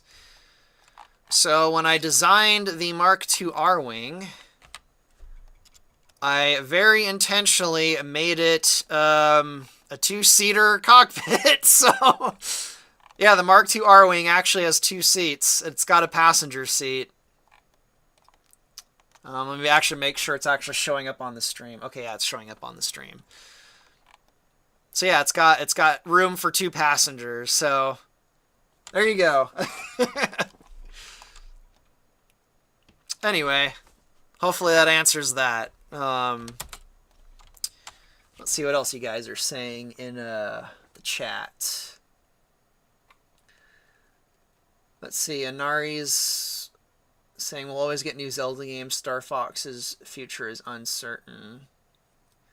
Yeah, on that note, I think I'd mentioned this on a stream. I can't say any detail, which, you know, for you'll know why I can't say much detail when I say this, but long story short, I know two different people who work for a video game development company, and in 2023, the company they worked for was in negotiations with Nintendo to work on a Star Fox game. And because they're not really high up in the companies, they don't know what exactly happened, but something happened, and that company didn't sign an agreement with Nintendo. So in 2023, apparently Nintendo was going around to third parties trying to find a developer to work on a Star Fox game. The Switch 2 is launching, and there's no sign of a Star Fox game, so I don't know if it was canceled. I don't know if it's still in development from another third party. But, yeah, who the hell knows what Nintendo's doing with Star Fox? Who knows? They seem to have no idea what they're doing. I don't know. Who knows? But as of 2023, apparently they were trying to develop some kind of Star Fox game or thing. Again, I don't know the specific details, and the things I do know I can't really say. It's possible it wasn't a full game. It might have been something with Star Fox in it. I don't know, but so take that how you will. But yeah, Nintendo is just I don't know what their deal is with Star Fox, but yeah, there's probably going to be a Zelda game announced in the next year. Wasn't there one just a year ago? I think there was a new Zelda game just a year ago. Not the Tears of the Kingdom one, another one. The audience will know. I looked it up, with the exception of 2013 to 2017, unless you count Hyrule Warriors, there's been a new Zelda game every other year since Ocarina of Time. It's kind of weird that no one seems to realize actually how frequently there is a Zelda game. I didn't even notice it until I looked that up, and I'm like, wow, there's been a new Zelda game at least every other year since 1998, and that kind of blew my mind when I realized that it's almost a yearly franchise. Um, the only exception was around 2015. It went 3 years between A Link Between Worlds and Breath of the Wild. It went 3 years without a new Zelda game, unless you count Hyrule Warriors, which is technically a weird spin-off, but if you count Hyrule Warriors, yeah, there's been a new Zelda game every other year since 1998, which is really insane. Star Fox is cursed. Um, I think the thing about Star Fox, I like to compare Star Fox with Sonic in that they really feel like there's something that only could have been made in the 90s. They're very much a product of the 90s. And it's kind of hard culturally to bring all of that 90s style and baggage into the 2000s, into the 2020s, because, the world is so different now than the 90s. I feel like there's a bit of, I feel like that's a bit of a problem with adapting, Star Fox for the modern times.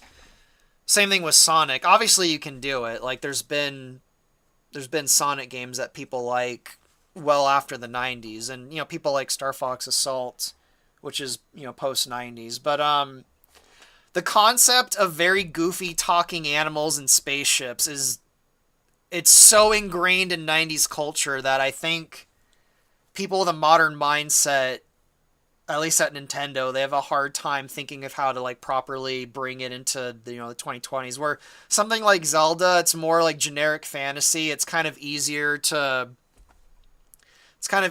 have a Zelda game kind of fit the current time, so to speak. Um, Same thing with Metroid and Mario. You can just adapt. Mario's timeless. You can just, I don't know. I forgot where I was going with that, but I also have the feeling that I don't know this for certain because I don't know these people personally, although I do know one of them now, but quite a few of the people that are responsible for controlling Star Fox right now, I don't think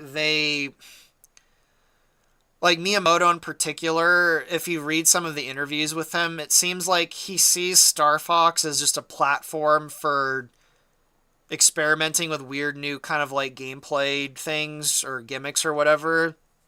I don't think he sees Star Fox as like an actual series. I don't know for certain because I've never met him. I'm just going based on things that he's said in interviews. So I don't think he has a love for Star Fox in the same way that he might for a few other franchises that he's been involved in. And also he's quite infamously said he hates sequels. So um, I don't know what's going on with Star Fox. I don't know why it seems like it's so cursed. I hate saying this, but I have a suspicion the demographic that likes Star Fox is a bit of a can of worms too, the whole furry demographic. I think Nintendo might shy away from Star Fox because of the perception of the furry demographic over the last 20 years now. For better, for worse, the furry demographic, it's just kind of associated with degeneracy, and Nintendo might be shying away from it because of that. I don't know. Who knows? But whatever the case is, Nintendo doesn't seem to care about Star Fox much, and they only seem to dig it up like once every 10 years. I don't know. But yeah, there'll be a new Zelda game next year probably, or at least one announced, and Maybe there'll be a Star Fox game next year. Maybe whatever they were trying to do in 2023 will get announced. Um, let's see. Wait, does F-Zero also being seen as a lab rat? I mean, as a long story of being released with all sorts of is that peripherals or experimental? I don't know what their perception of F-Zero is. I love F-Zero, and I'm actually, wasn't there an F-Zero game just last year? Was it F-Zero 99 or something? I think there was a new F-Zero game just recently. And of course, tons of people are messaging me on Discord while I'm doing a live stream. I'll have to look at those later.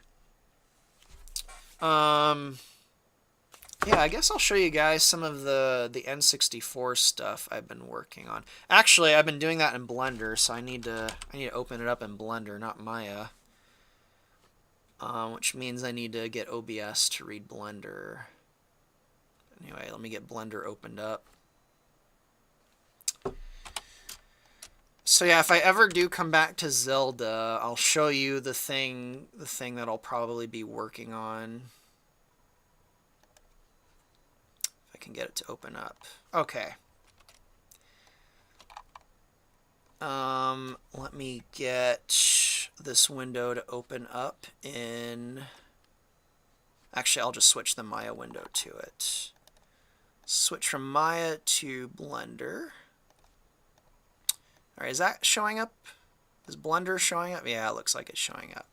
So, you know what? I'll actually go ahead and... Actually, I don't have any USB ports for my N64 controller. I was going to actually show this on the N64 in real time, but you know what? Give me a second. Let me hook up the N64 controller if I can find it. Where did I put the N64 controller? Where the hell did I... Oh, there it is, right there. Right by the Great Fox. So, I might need to disconnect the webcam, everyone, so bear with me. If my face disappears, it's because I need a USB slot for my N64 controller, so... I apologize if my lovely face disappears.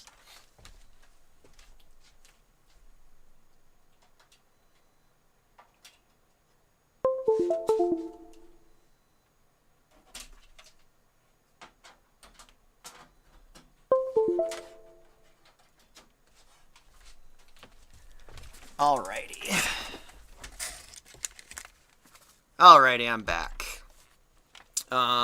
Yeah, it looks like the webcam is not working. Let me mess with the webcam for a second, though. Maybe I can get it to work. My other webcam thing to work. Oh my goodness, it is working. Holy moly. Alright, cool. Cool, I can still have the webcam with the N64 controller plugged in. But anyway, very, very, very infrequently over the last, 3 years, I'll occasionally work on N64 stuff for an Ocarina of Time ROM hack, so to speak. Although in the end, it's not going to be a ROM hack. It'll actually basically just be an actual Zelda game on the N64. But so I know this isn't Star Fox, and we're kind of going off topic, but I'll go ahead and show you guys what this looks like on the N64. Let me just go fire up, what's it called, Project 64 or whatever. Project 64, and let me get that open. And let's see. I apologize if this part of the stream's a little boring. And let's get that started up. Launch. And let me figure out how to get this to show up in OBS. Come on. Uh-oh. Oh, weird. Project 64 apparently has a built-in thing it knows that I'm live. That's creepy. And now it's not loading. That's weird. Uh-oh. Does me live streaming actually stop Project 64 from running? That's weird. Is anyone in the audience familiar with Project 64? Because it doesn't want to run. It's saying that I'm live. Do I want to live stream with it? No, I just want to show you guys the thing I've been making on the N64. What the hell? Oh, there we go. Now it's working. Okay. All right. So, oh crap! The sound is so loud. I can't hear anything. Okay. I can't really mess with the volume, so let me go back to OBS and switch to Project 64. And alright, looks like it's showing up. Okay. Yes, Project 64, I'm a boomer. Anyway, let me guys show you some of the stuff that I've gotten to work on the N64. Anyway. Alright. So yeah, every now and again, I'll mess with this, trying to get stuff to work on the N64, and this is a little area I put together, I think like a month ago. I finally finished it, or at least mostly finished it like a month ago. I've just been slowly working on it for like 3 years. Oh, this was a lot of fun to make. It's not entirely complete yet, but I like this area. So yeah, if I ever do come back to working on Zelda, it'll probably just be this, or something like this anyway, or something very specific to like Ocarina of Time and Majora's Mask. And I don't know, it's just been a lot of fun kind of learning how exactly the N64 works, and like a lot of the weird limitations of the N64. And it's absolutely insane the stuff that the developers had to do to get this stuff to work. Like, all of the insane limitations that they had to deal with. It's crazy. Yeah, I like this area quite a bit. This is a lot of fun to put together, but I've been so busy with Star Fox that I don't really have time to work on this kind of stuff. But I don't know, maybe after I finish the Soria level, maybe I'll do a live stream where I actually work on this, maybe. Oh wait, I have to go up here. I don't know, is this something you guys would be interested in seeing a live stream for, me working on an N64 game? Oh, almost jumped off.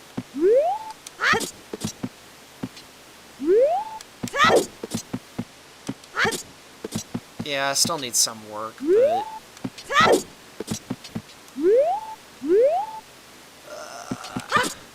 now I'm getting distracted by this. This part needs work with the camera too, because the camera will spaz out right here, so I need to redesign that, but yeah, the N64 is awesome. I'm kind of sad there was never a third Zelda game on the N64. I mean, it makes sense that there wasn't because the GameCube came out, but I just realized the animated texture on the sphere is not working, which means it broke somewhere, but anyway, there's that. That was just something I'd done in my spare time. Something I had done in my spare time over the last few, I think like 3 years now. I think I started attempting this like 3 years ago, I think. It was right around the time I met Estelle, so yeah, anyway. Whoops. OBS is being really weird. Anyway. Alright, back to Star Fox. Actually, how long have I been going? If I've been going for 2 hours, I'll probably wrap up. Yeah, I've been going for 1 hour and 53 minutes, so I think I'll just answer some questions and wrap up, and then I'll go eat some lunch because I'm actually getting kind of hungry. But anyway. Oh yeah, I had the Arwing. Whatever, I'll just leave it on the Arwing. Anyway, let me look at the chat and I'll ask some questions or answer some questions.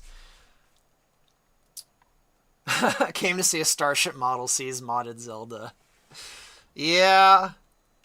Allison Carswell mentions Christmas trees. Yeah, the design for that area, it was inspired by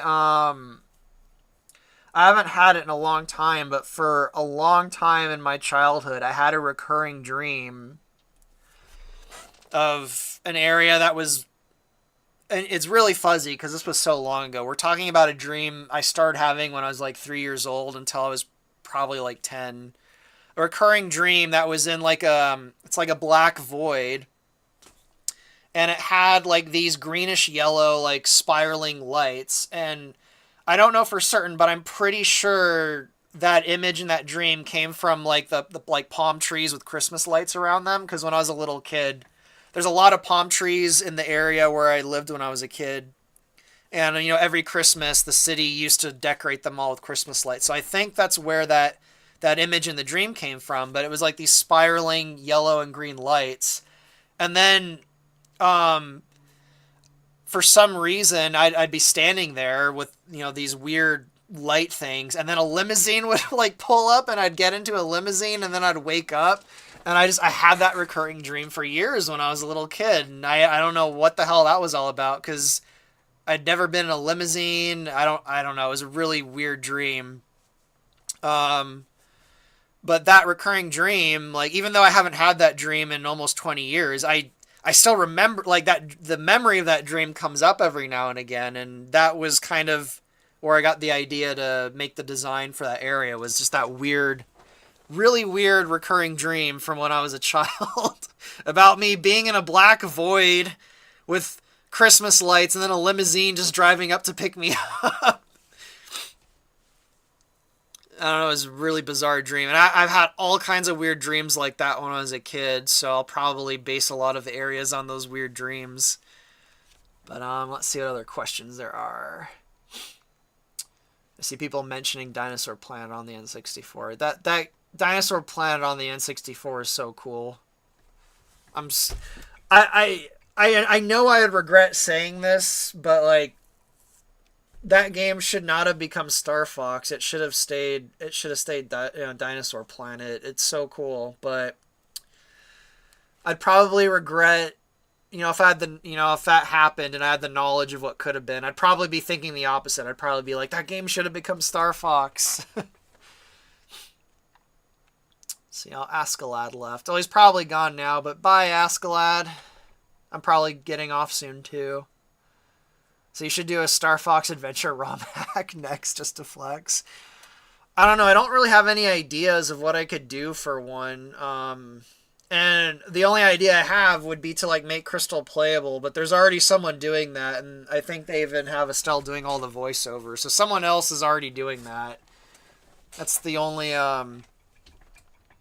idea I'd really have. I guess one thing I wouldn't mind doing for I don't know how possible it would be, but one thing I'd like to do for a ROM hack of Adventures is to somehow make the Arwing levels better and maybe have some more of them in there. I don't know if that could be done, but like having like proper bosses in the Arwing levels and maybe making them a little bit more detailed, that would be a fun thing to do, but I have way too many other things on my plate that I'm not really interested in making a ROM hack for the actual Star Fox Adventures. Let's see. Okay, there's the F-Zero. Yeah, someone's pointing out Blender. Did I hear Blender? Yes, you heard Blender. I highly recommend you use Blender. In fact, the only reason I use Maya is because I had a professor that told me to stick with Maya.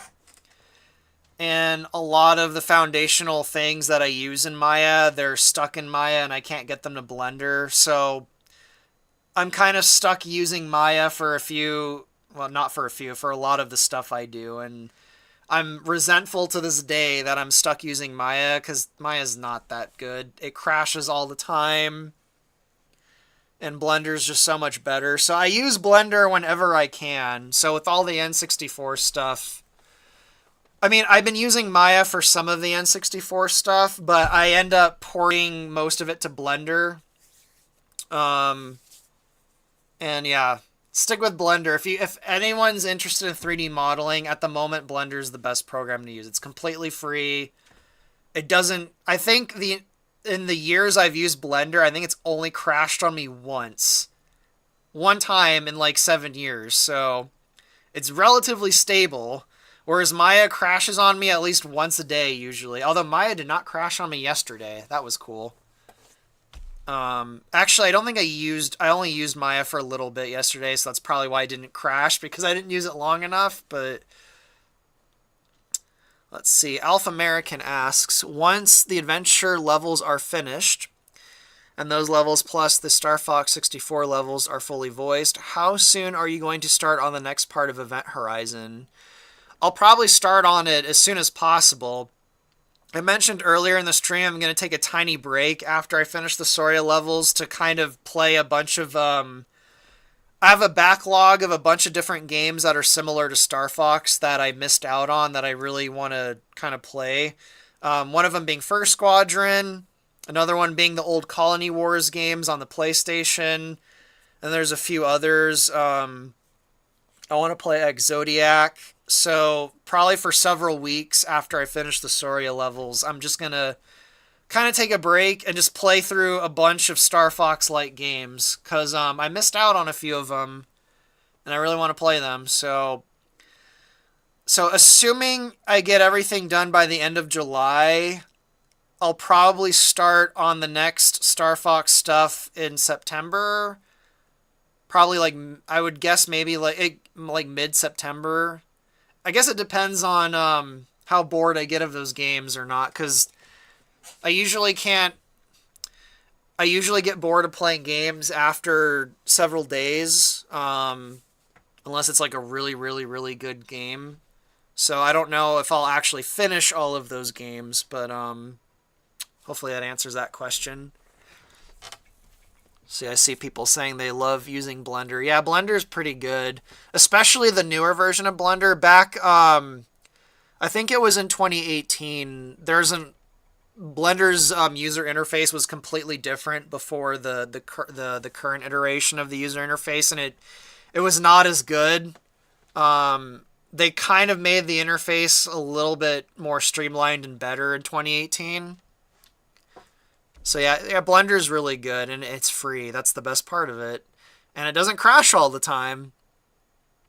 Let's see, Green Rob says, I'm just happy I got to ask what I wanted to ask. I don't remember what your question is, but I'm glad I answered your question. Kind of getting all the questions mixed up. Let's see. I believe Alpha American says, I believe Star Fox would have been in better shape if Star Fox 2 came out and Dinosaur Planet stayed as it was, in my opinion. I might agree with you on the Dinosaur Planet thing. I don't know if Star Fox 2 coming out... It depends. If Star Fox 2 came out and then Star Fox 64 came out, that probably would have been better. But if Star Fox 2 came out and they never made 64, I don't know. I think 64 is the game that brought in a lot of the fandom. I know Crystal brought in a lot of the fandom too. I try not to think in hypotheticals or what ifs because they never happen and it's always kind of impossible to predict things. But I think I've thought about it a long time, like what kind of killed off Star Fox, and it's really hard to say. A lot of people blame Command, but I don't think enough people actually bought Command. I could be wrong, but I don't think Command sold nearly as much as, I don't think it sold nearly as much as Assault and Adventures, and it definitely 64. So I don't think it's fair to say Command killed Star Fox in air quotes. And this is a bit anecdotal, but I remember back when Command came out, it got really good reviews and people seem to like it. It only seems to be in retrospect that Command is kind of hated. And to be fair, Command is not the best game. I like it a lot, but it really does feel kind of Command feels like it has a bunch of different things they wanted, like it has a bunch of features and a bunch of ideas, and it's just kind of loosely stitched together. And I don't know, I feel like it needed more time, and also it needed to be a game that was actually on a console. The DS is just a really terrible console for what they were trying to do. um I really think the gap between Command and Zero, that nearly decade gap, and then Zero kind of being a game that no one really wanted, I think that is what kind of that's probably the biggest factor as to what kind of killed off Star Fox. They waited so long between those two games. There was no Star Fox game on the Wii, and then Zero came out on the Wii U, which was a console that no one but me and 7 other people bought. I think that is the biggest contributing factor to what kind of killed off Star Fox. They waited way too long between Command and Zero to make a game. And then Zero itself was a game that no one really asked for on a console that no one really bought. And on top of that, it was reviewed so badly that even the people that never played it and never got a Wii U, their impression of it is, wow, this is a terrible, terrible reboot of Star Fox. They killed, Star Fox sucks now. I know there was a 3DS remake of 64 that came out in between Command and Zero, but that was kind of a remake, so it wasn't really a new game. But I don't know, it's kind of hard to really pinpoint very specific things that killed Star Fox. It really seems like it's mostly just really bad timing. And I don't believe for a second Adventures killed off Star Fox, because again, like Command, when Adventures came out, it reviewed really well. Everyone seemed to like it, at least in my personal life. Like, this idea of, I don't know, I feel like it's more in retrospect that Adventures is kind of disliked because of all the stuff that came after it, and I think people like to kind of blame Adventures for all the stuff after it. But I had to point out, none of the games after Adventures are like Adventures, so the only thing they carried over from it is the character of Crystal. And it seems like a lot of people love Crystal, so if anything, she probably kept this series alive a bit longer. Anyway, those are my 2 cents on the death in air quotes of Star Fox. Let's see what else you guys are asking.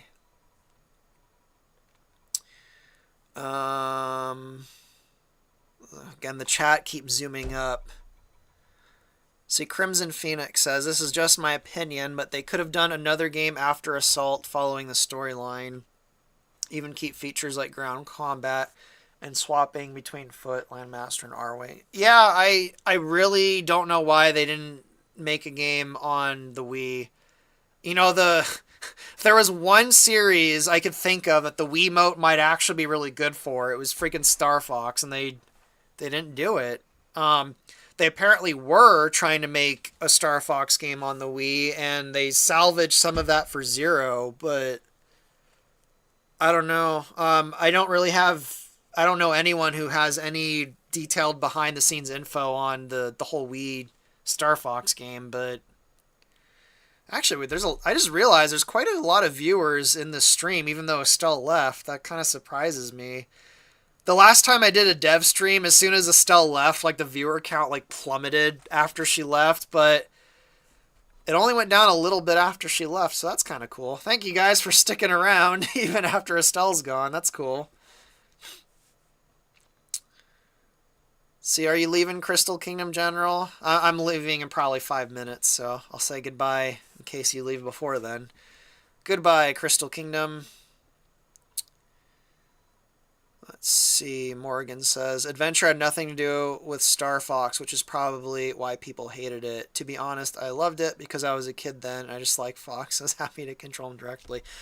Don't get me wrong. I completely understand why someone would not like Adventures at all because it really is more of a spin-off than an actual sequel to 64. Um, but it was marketed very much as like this is the next official Star Fox game. This is the sequel to 64. And it is a sequel to 64. It takes place after it.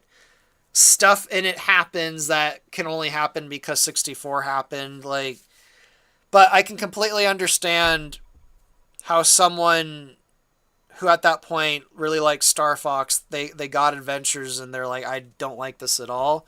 I can completely understand that because 90% of Adventures is a Zelda game. Um, and I can especially understand someone who doesn't like Zelda games, who likes Star Fox, who plays Adventures, and they're like, well, I don't like Zelda games, so I'm not gonna like a Zelda game even with the Star Fox, coat of paint. So I don't blame people who dislike Adventures. Like I don't blame them for disliking it. I don't think Adventures killed Star Fox, so to speak. Because it sold really well and it reviewed really well, and Star Fox went on for like what 7 or 8 years after Adventures before it kind of started to fizzle out. Let's see, Adventures was 2002 and Command I think was 2007. So like 6 years, or Command was 2006 actually, wasn't it? And in 2009, like the Star Fox community was still super active. All the websites were still up. So as of like 2009 and 2010, like the Star Fox fandom was still really active and kind of vibrant. It really seems like it was around the time Zero came out that Star Fox, all the activity on the internet and everything kind of started to peter out. It was around the time Zero came out, but yeah. I see people talking about Star Fox 2. Yeah, Star Fox 2 is awesome. I'm glad it did eventually come out, but I'm not seeing any questions. I'm looking for actual questions. If you guys have actual questions, I'll answer a few more, and then I'm gonna go eat lunch. See, Rokim mentions that Command did well in sales. Let me check. I know VG Charts is not reliable at all, but let's go see. Let's go see how well Command actually sold on VG Charts. Because I'm under the impression it sold under 1 million, which for a DS game is actually not that good, but maybe it did better than I remember. Because I know Zero sold like, 200,000 copies, which is... selling less than 200,000 copies for one of Nintendo's like main IPs is really embarrassing. Okay, here's... Okay, yeah. Command sold in total about 500,000 copies, which for a game on its own isn't that bad, but for a DS game, that's kind of low, so... I don't know if Nintendo considered that a success or failure, but I would consider 500,000 sales for a Star Fox and a DS game to be really, really low, in my humble opinion. I mean, who am I to make that call? But I think Assault sold over 1 million. VG Charts. Let me just type in Star Fox so I can get the chart for the whole series, and I'll sort it. Where's the chart thing? I think VG Charts completely changed their layout. I don't see the chart thing anymore. Yeah, I'm pretty sure Star Fox 64 sold more than 4 million. Let's see, where is the chart? that shows all of the sales for all of the games. Star Fox series sales. Yeah, where's the chart? Yeah, I can't seem to find the grid chart that compares the sales of all the Star Fox games. Let me go to the search bar. Maybe that'll bring it up. Star Fox. There we go. Okay, there we go. Let me sort them by total shipped. Wow, the original Star Fox has sold almost 10 million. I actually didn't know that. I didn't realize the first Star Fox sold that well. Yeah, 64 only sold 4 million. I thought 64 sold 7 million, so it actually sold less than I thought. I mean, 4 million still for an N64 game, that's still a shit ton. But yeah, the original Star Fox sold almost 10 million copies. That's insane. Wow. Adventure sold just under 2 million, so about half of 64. And then where's Assault? Assault has NA. It actually doesn't have the sales for Assault. I'm pretty sure Assault sold a tiny bit more than 1 million, if I remember right. It doesn't have 0 sales on VG charts. And then 64, the 3DS remake, sold 1 million, which that's not terrible, but for a DS game, for one of the most popular N64 games, I'd say 1 million's a little bit low. They definitely made their money back, so it's probably a financial success. But I would have thought the 3DS version of Star Fox 64 would have sold, I guess, half of 64, which was 4 million. So at least 2 million, but I guess not. So, and yeah, Adventure sold about 2 million, which is pretty good. Considering the GameCube was one of the least successful Nintendo consoles, 2 million is probably pretty good. But anyway, let's see. Oh, I see some questions. Morgan asked, I actually have a question. What is planned overall for Event Horizons? Do you want to cover Lilat, Adventure, and Assault? Yeah, I'm covering all of the games, and then the last part of the game will be set after all of the Star Fox games. And if Nintendo releases a new Star Fox game that's actually not a reboot, that's actually a new Star Fox game that's a sequel, I probably won't adapt it. Even if I end up liking it, I probably won't adapt it just because I kind of want to finish what I already have. But yeah, as of 2025, Star Fox Event Horizon will cover all of the Star Fox games, and then it'll have something set after all of them as like the last set of missions. And then, oh, I think you had a second part to your question. Your story seemed to deviate quite a bit as you did for Hyrule Warrior, so I was wondering what you planned overall. I think you meant Hyrule Conquest, but don't worry. People mix up Hyrule Warriors and Hyrule Conquest all the time. I'm flattered. But yeah, there's points I feel like I deviate a bit because I feel like just doing a 1-to-1 kind of exact retelling of 64 probably would bore a lot of people. So my goal was to just kind of flesh out 64 and just add way more detail and kind of work in things from later Star Fox games like Colonel Shears. I kind of worked him into the Lilat Wars. I set up the gateway technology that the Krazoa have. I kind of set up in the Lilat Wars that might actually be one of the main points that Corneria and Venom are fighting. They're fighting over the Krazoa technology with the portals. When you go to Fortuna and you go to the Cornerian lab and it teleports Fox and Farah to Titania. So I kind of wanted to retroactively set up groundwork for later Star Fox games in the Lilat War segment that wasn't in the original N64 game. But as far as what happens, I don't feel like I deviate too much from 64. It's the same general thing where you fight through all these different battles and then you kill Andros.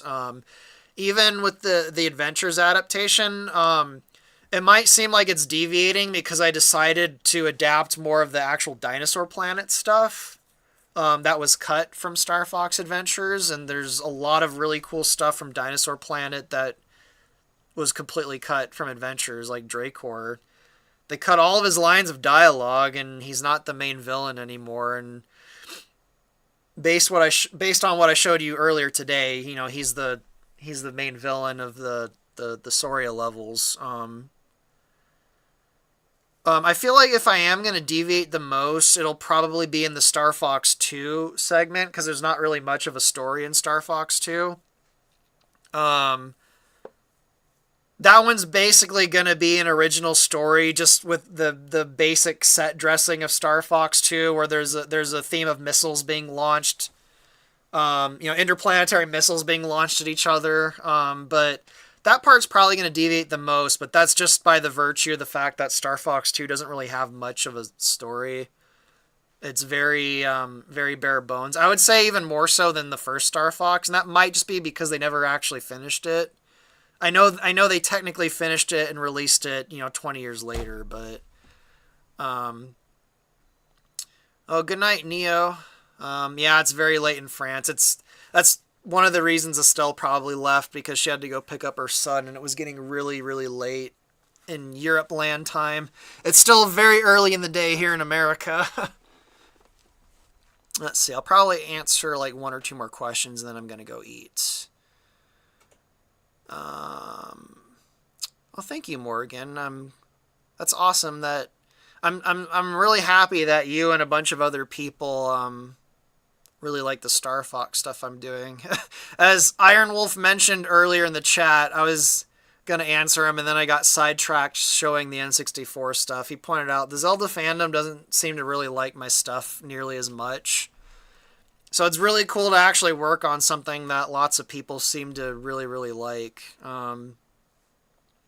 That's actually, I think that is one of the main reasons I ended up shifting over to Star Fox rather than Zelda, was just because everyone seems to actually like what I'm doing now. Like I was saying earlier, I'm just probably not the right person to actually make a Zelda game, whereas something about my personality and the way I think and stuff just aligns with Star Fox more than Zelda, I guess.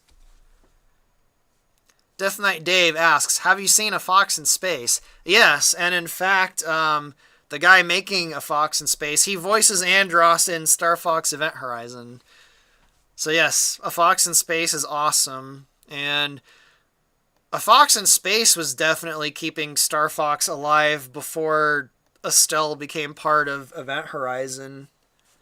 So yeah, I think a lot of us owe Gafford, a bit of thanks for keeping Star Fox alive from like 2016. Well, I guess till now too, because he's still making A Fox in Space. I think he's making one more episode, and then he's moving on to his original thing. Don't quote me on that. He might make more than one episode, but I think he's just working on part 3, and then he's going to go work on the violence, which I'm excited for, because I like when animators and like indie game developers actually make new original stuff. But yes, A Fox in Space is really awesome, and he does some voices in my game. In fact, I've done, I think, 2 or 3 streams with him now. It's been a while. Maybe I should go bother him. Maybe I'll bother him sometime in the next few weeks, because he has a few more lines to record for Andros, and the last time he recorded lines for Andros, it was live in a live stream. So maybe I'll bother him about that sometime in the next few weeks, and I'll do a stream with him doing the last lines for Andros. But I'll have to see what he's up to. Let's see. I saw a few more questions. Let me scroll back up.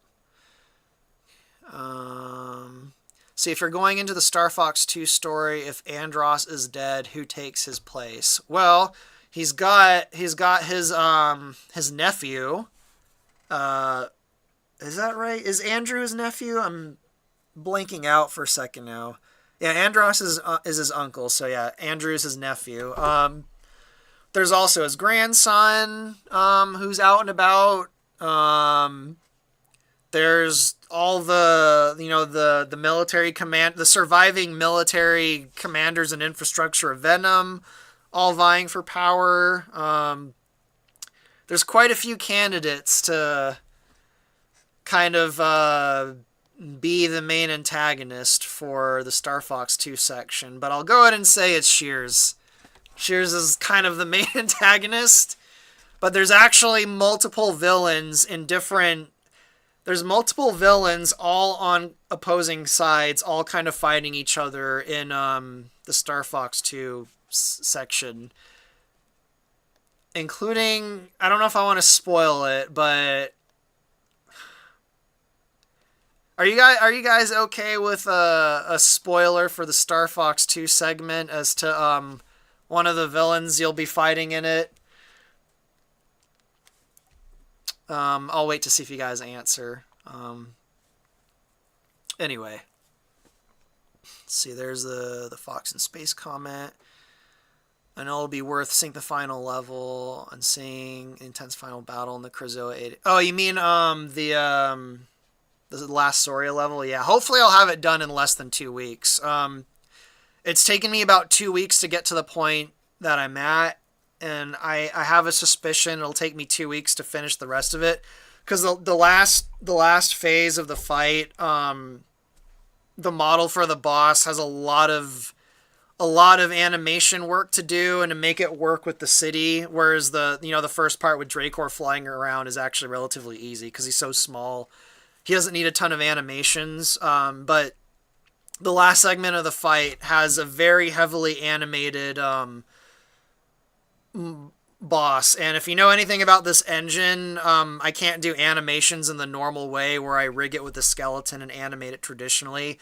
I have to use a really bizarre, unorthodox way to animate stuff in this old engine, and it's probably going to take quite a bit of time to get that part working correctly, but it'll be worth it. It'll be awesome, and I think it'll hopefully take me less than 2 weeks, but it might take me a little longer. But definitely this last level should be done before the end of June. See, Princess Marlena says, I love your work with Star Fox Event Horizon, by the way. Thank you so much, Princess Marlena. That I said, I think 10 minutes ago to someone else who said that. I'm really happy. People seem to be responding very well to all the Star Fox stuff versus the older stuff I worked on. It's really awesome. See, Morgan says, dude, I like your stuff on Hyrule Conquest a lot too. Oh, thank you so much. I'm really happy that I know I said that people don't seem to like my Zelda stuff. That's not entirely true. There are people that like my Zelda stuff, but I'm trying to think of a way to kind of articulate better what I was trying to say. There are people that like Hyrule Conquest and Hyrule Total War and the Zelda stuff I've done. I'm in a Discord with all of them, but when I would share my Zelda stuff on Zelda Discords and Zelda forums like Zelda Universe and stuff, or if you look in the comments of some of my Zelda videos and stuff, it seems like Zelda fans, in air quotes in general, they either didn't care about it or just outright didn't like it. And, there's various reasons for that. Whereas, it's like the complete opposite when I share my Star Fox stuff in different Star Fox Discords.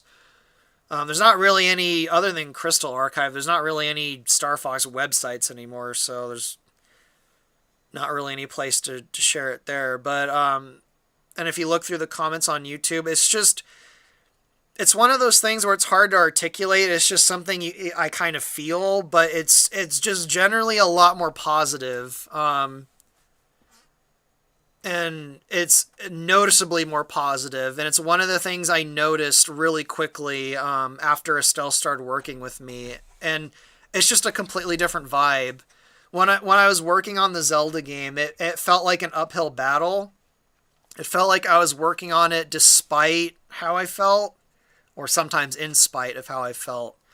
Whereas with the Star Fox game, I'm just genuinely happy to work on it, and then I show what I'm doing, and everyone seems to be happy. Um, and I liked that vibe so much more that I just kind of shifted to working on Star Fox instead of Zelda. So, um, and I think it's just because I don't know. I think it's something about the way I think and my personality just fits Star Fox more than Zelda. I don't know, but yeah. Anyway, see Black Omega. So Venom hasn't been completely defanged. Nah, it's Venom. Venom still exists and it has infrastructure spread, throughout the galaxy. And I mean, I would definitely say Venom is nowhere near as dangerous or as powerful as it was during the Lilat Wars. It's very much a minor power during Star Fox 2. But like I said, there's multiple different militaries all fighting with each other in Star Fox 2. It's not going to be as straightforward as Corneria versus Venom. But Venom's kind of one of the major players, so. Andrew, I must put an end to our relationship. Die. Andrew, I think, missed a few lessons in Evil Emperor School. Yeah. Yeah. Andrew, I mean, that's probably why I know they brought him back in command and then killed him again, but that's probably why they killed Andrew at the start of Assault. I see people saying no spoiler, and I see some people saying I'm fine with spoilers. Okay.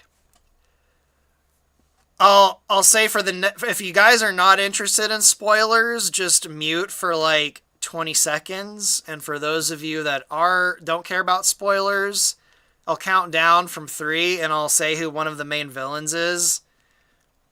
And I won't go into any detail though. So 3, 2, 1. One of the main villains is going to be General Pepper. And I think that's going to be awesome. Anyway, enough about that. Well, wait for the people who muted the stream to unmute it.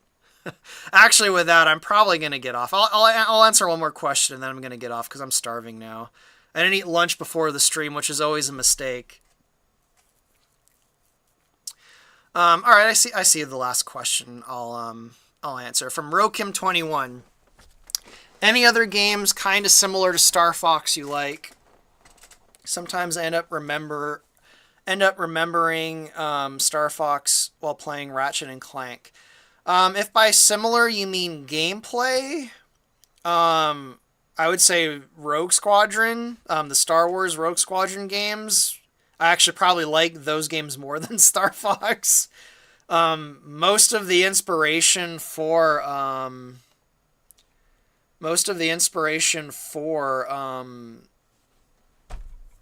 Event Horizon actually comes from the Rogue Squadron games. Same thing with the Battle for Naboo. What other games similar to Star Fox in terms of gameplay? Trying to think.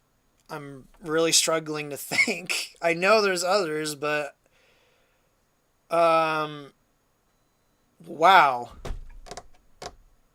All right, well, I guess I'll go away from gameplay, and if I think you didn't mean in terms of gameplay. I think you meant like games about like anthro kind of characters, and this might surprise some people, but I actually haven't really. I've never played Ratchet and Clank. I know about it from osmosis, and I don't know why I've never played it because I love Spyro the Dragon.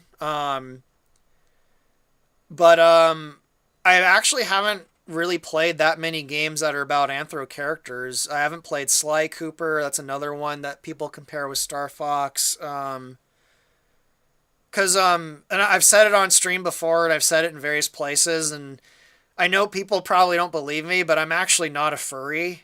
I'm not a furry at all, and I just like Star Fox in particular because it's awesome. So I never liked Star Fox because it was like an anthro furry thing. I liked Star Fox because it was awesome, which is why I like games similar to it in terms of gameplay, like Rogue Squadron and the old Star Trek Invasion game. Um, Forsaken, that was the game I was thinking of. I don't know if you guys have heard of Forsaken. There was an N64 port of it. It's more similar to Descent than Star Fox, but Forsaken was one of my favorite games around the time Star Fox 64 came out. That's a game where you're going around in a craft, shooting at stuff. Um, but yeah, I actually can't think of any other like anthro themed video game series that I played other than Star Fox. I'm trying to think. Unless you count Spyro, which I love Spyro. Spyro is. Sorry, my throat's kind of drying out there. Like, people who know me, they know I love Star Fox and I love Zelda. But, like, I never, ever, ever really talk about Spyro, and I've never really done any Spyro things. So, Spyro is actually one of my favoriteest things ever, but I almost never talk about it, so no one really knows that about me. But, was it last year or the year before? I got the Reignited trilogy and I played through it and it was awesome. But, I don't know if Spyro counts as something kind of similar to Star Fox that I really really like. But other than that, I can't really think of any other anthro thing like Star Fox. I know the ones that people will recommend, like Ratchet and Clank and Sly Cooper, and was it Jack and Daxter's the other one? One day maybe I'll get around them, but hey, someone in the audience remembers Forsaken. Yeah, Forsaken's a really hard game.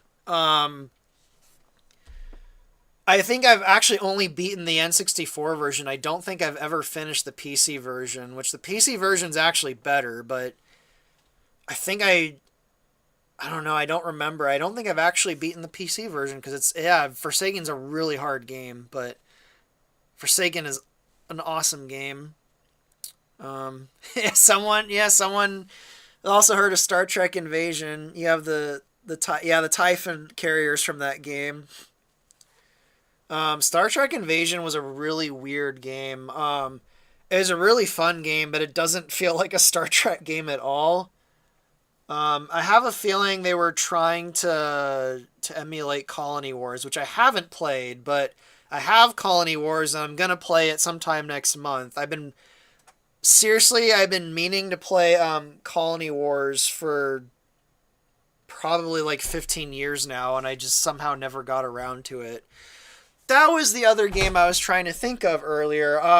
Again, it's not exactly like Star Fox. It's more of a 3D flight simulator, but the old X-Wing versus TIE Fighter game. That game was awesome, and I can't seem to get it to work on my modern computer, sadly, but back in the 90s, yeah, I had the X-Wing and TIE Fighter games. I had the joystick and everything, and those games are really cool. But yeah, anyone here ever played Descent on the PS? Oh, fucking Wing Command. How did I forget Wing Commander? Yeah, Wing Commander. Wing Commander 3 and 4 in particular. In fact, I think I have Wing Commander 4 floating around here somewhere. No, it's in the other room, I think. Yeah, Wing Commander, that one's a no-brainer, though. Anyone who's played a game where you fly around in a fighter craft is probably familiar with Wing Commander. Yeah, Wing Commander is awesome. But man, I can't believe, when was the last Wing Commander game? I think it was in like 98, 97. Wasn't Wing Commander 4 the last one? I think it was, oh my god, 96. I remember when Wing Commander 4 came out, and I couldn't get it to run on my computer. It would not run on the computer. And I wasn't able to play Wing Commander 4 until like 2002, I think, when I finally got Windows XP and my hardware wasn't crap. So I had Wing Commander for years, and I wasn't able to... Wing Commander 4 for years, and I wasn't able to play it until I finally got a better computer, because it would not run on my old Windows 98 Compaq. Rokim mentions Sin and Punishment. I've never played it, but I'm Oh God, the fucking Panzer Dragoon. Yeah, Panzer Dragoon. Panzer Dragoon. That's another game similar to Star Fox that I really like. I can't believe I forgot about all of those games, but I've heard of Sin and Punishment and I've never played it though. But yeah, Panzer Dragoon. All of them, even Orta on the Xbox. Panzer Dragoon Orta is pretty cool. Those are really cool games that are pretty similar to Star Fox. Another one that's kind of similar to Star Fox that I actually don't like, despite the fact that everyone kept recommending it, was Drakengard. I had a really hard time playing Drakengard for some reason. Maybe because that game was hyped up so much, and then I finally played Drakengard, and I'm like, this is one of the clunkiest games I've ever played. So I actually, sadly, don't really like Drakengard that much, despite the fact that it has a very positive reputation. The Panzer Dragoon's really cool. Really a really weird setting too, with all like the biotechnology and stuff in it. It's like, it's been a while since I played it, but it's one of the only examples of a setting I could think of where it's very medieval, but it has like all this weird biological like organic technology in it. It's a really weird setting. But yeah, I see someone mentioning Freelancer. I wanted to buy Freelancer when it came out. I held the box at Target, and I ended up just not getting it for some reason. I think I ended up getting a different game instead, but Freelancer was a game I wanted to get back in the day, and maybe one of these days I'll get around to it. But yeah, Rokim, I mentioned earlier, I have First Squadron. I bought it like 2 years ago, and it's installed, but I still haven't played it, and it's one of the games I'm going to play in the next few months. So yeah, First Squadron is one of the next games I'm gonna play. But right now I'm trying to finish up. I think I mentioned it on another stream. I finally played it again last night because I haven't played a game in like a month. But there's a Treasure Planet real-time strategy game that was made by the people that made Homeworld Cataclysm. Yes, that game actually exists. That's the game I'm trying to finish right now in my spare time. I can't believe that game exists. It's one of those things that feels like it shouldn't exist, and not because it's bad, but it's a shockingly good game, and it's an actual direct sequel to the Treasure Planet movie, which, from what I understand, the Treasure Planet movie was a financial bomb and no one seemed to like it.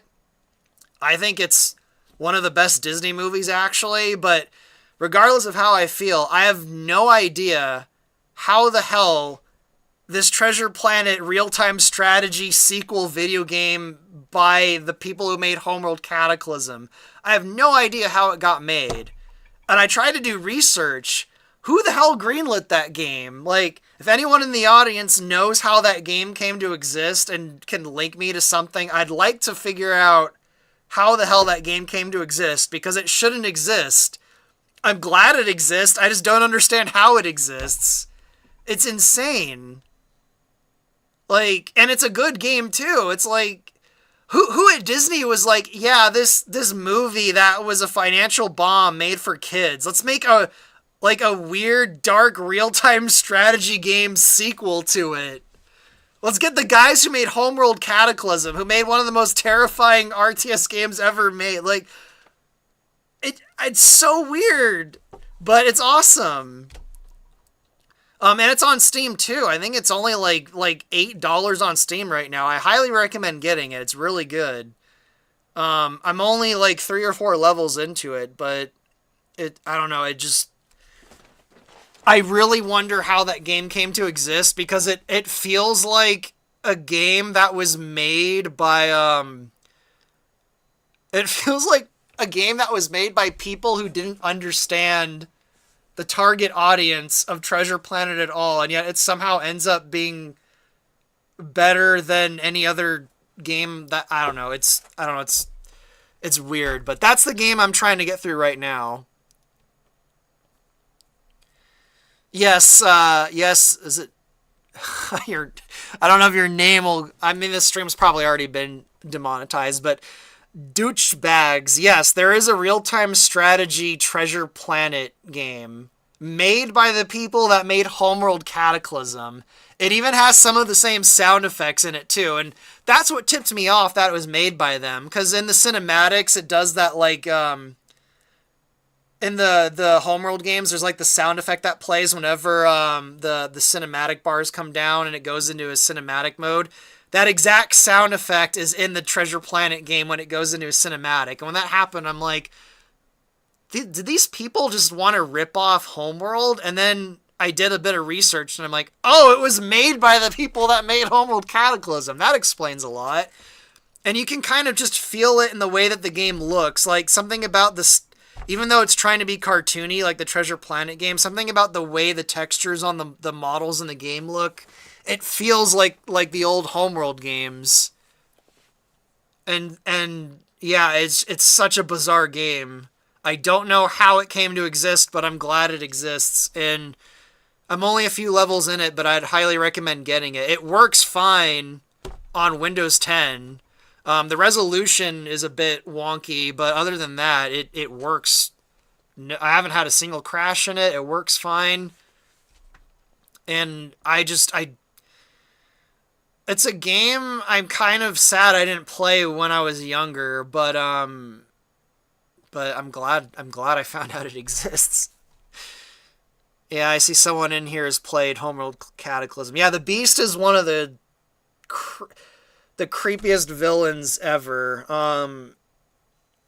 Yeah, Homeworld Cataclysm's really cool. It's the only example I could think of where they actually somehow made an RTS game like also a horror game.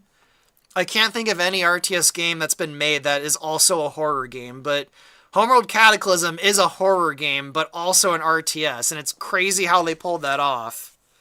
And while the Treasure Planet RTS doesn't seem like it's an outright horror game, that Cataclysm DNA is kind of in it, where there's this mysterious thing from the edge of the galaxy that's showing up and no one knows who or what it is, and there's like kind of creepy music in the Treasure Planet RTS game, so that DNA from Cataclysm's in the game, which I kind of find really funny because it's Treasure Planet. It's like a Disney cartoon.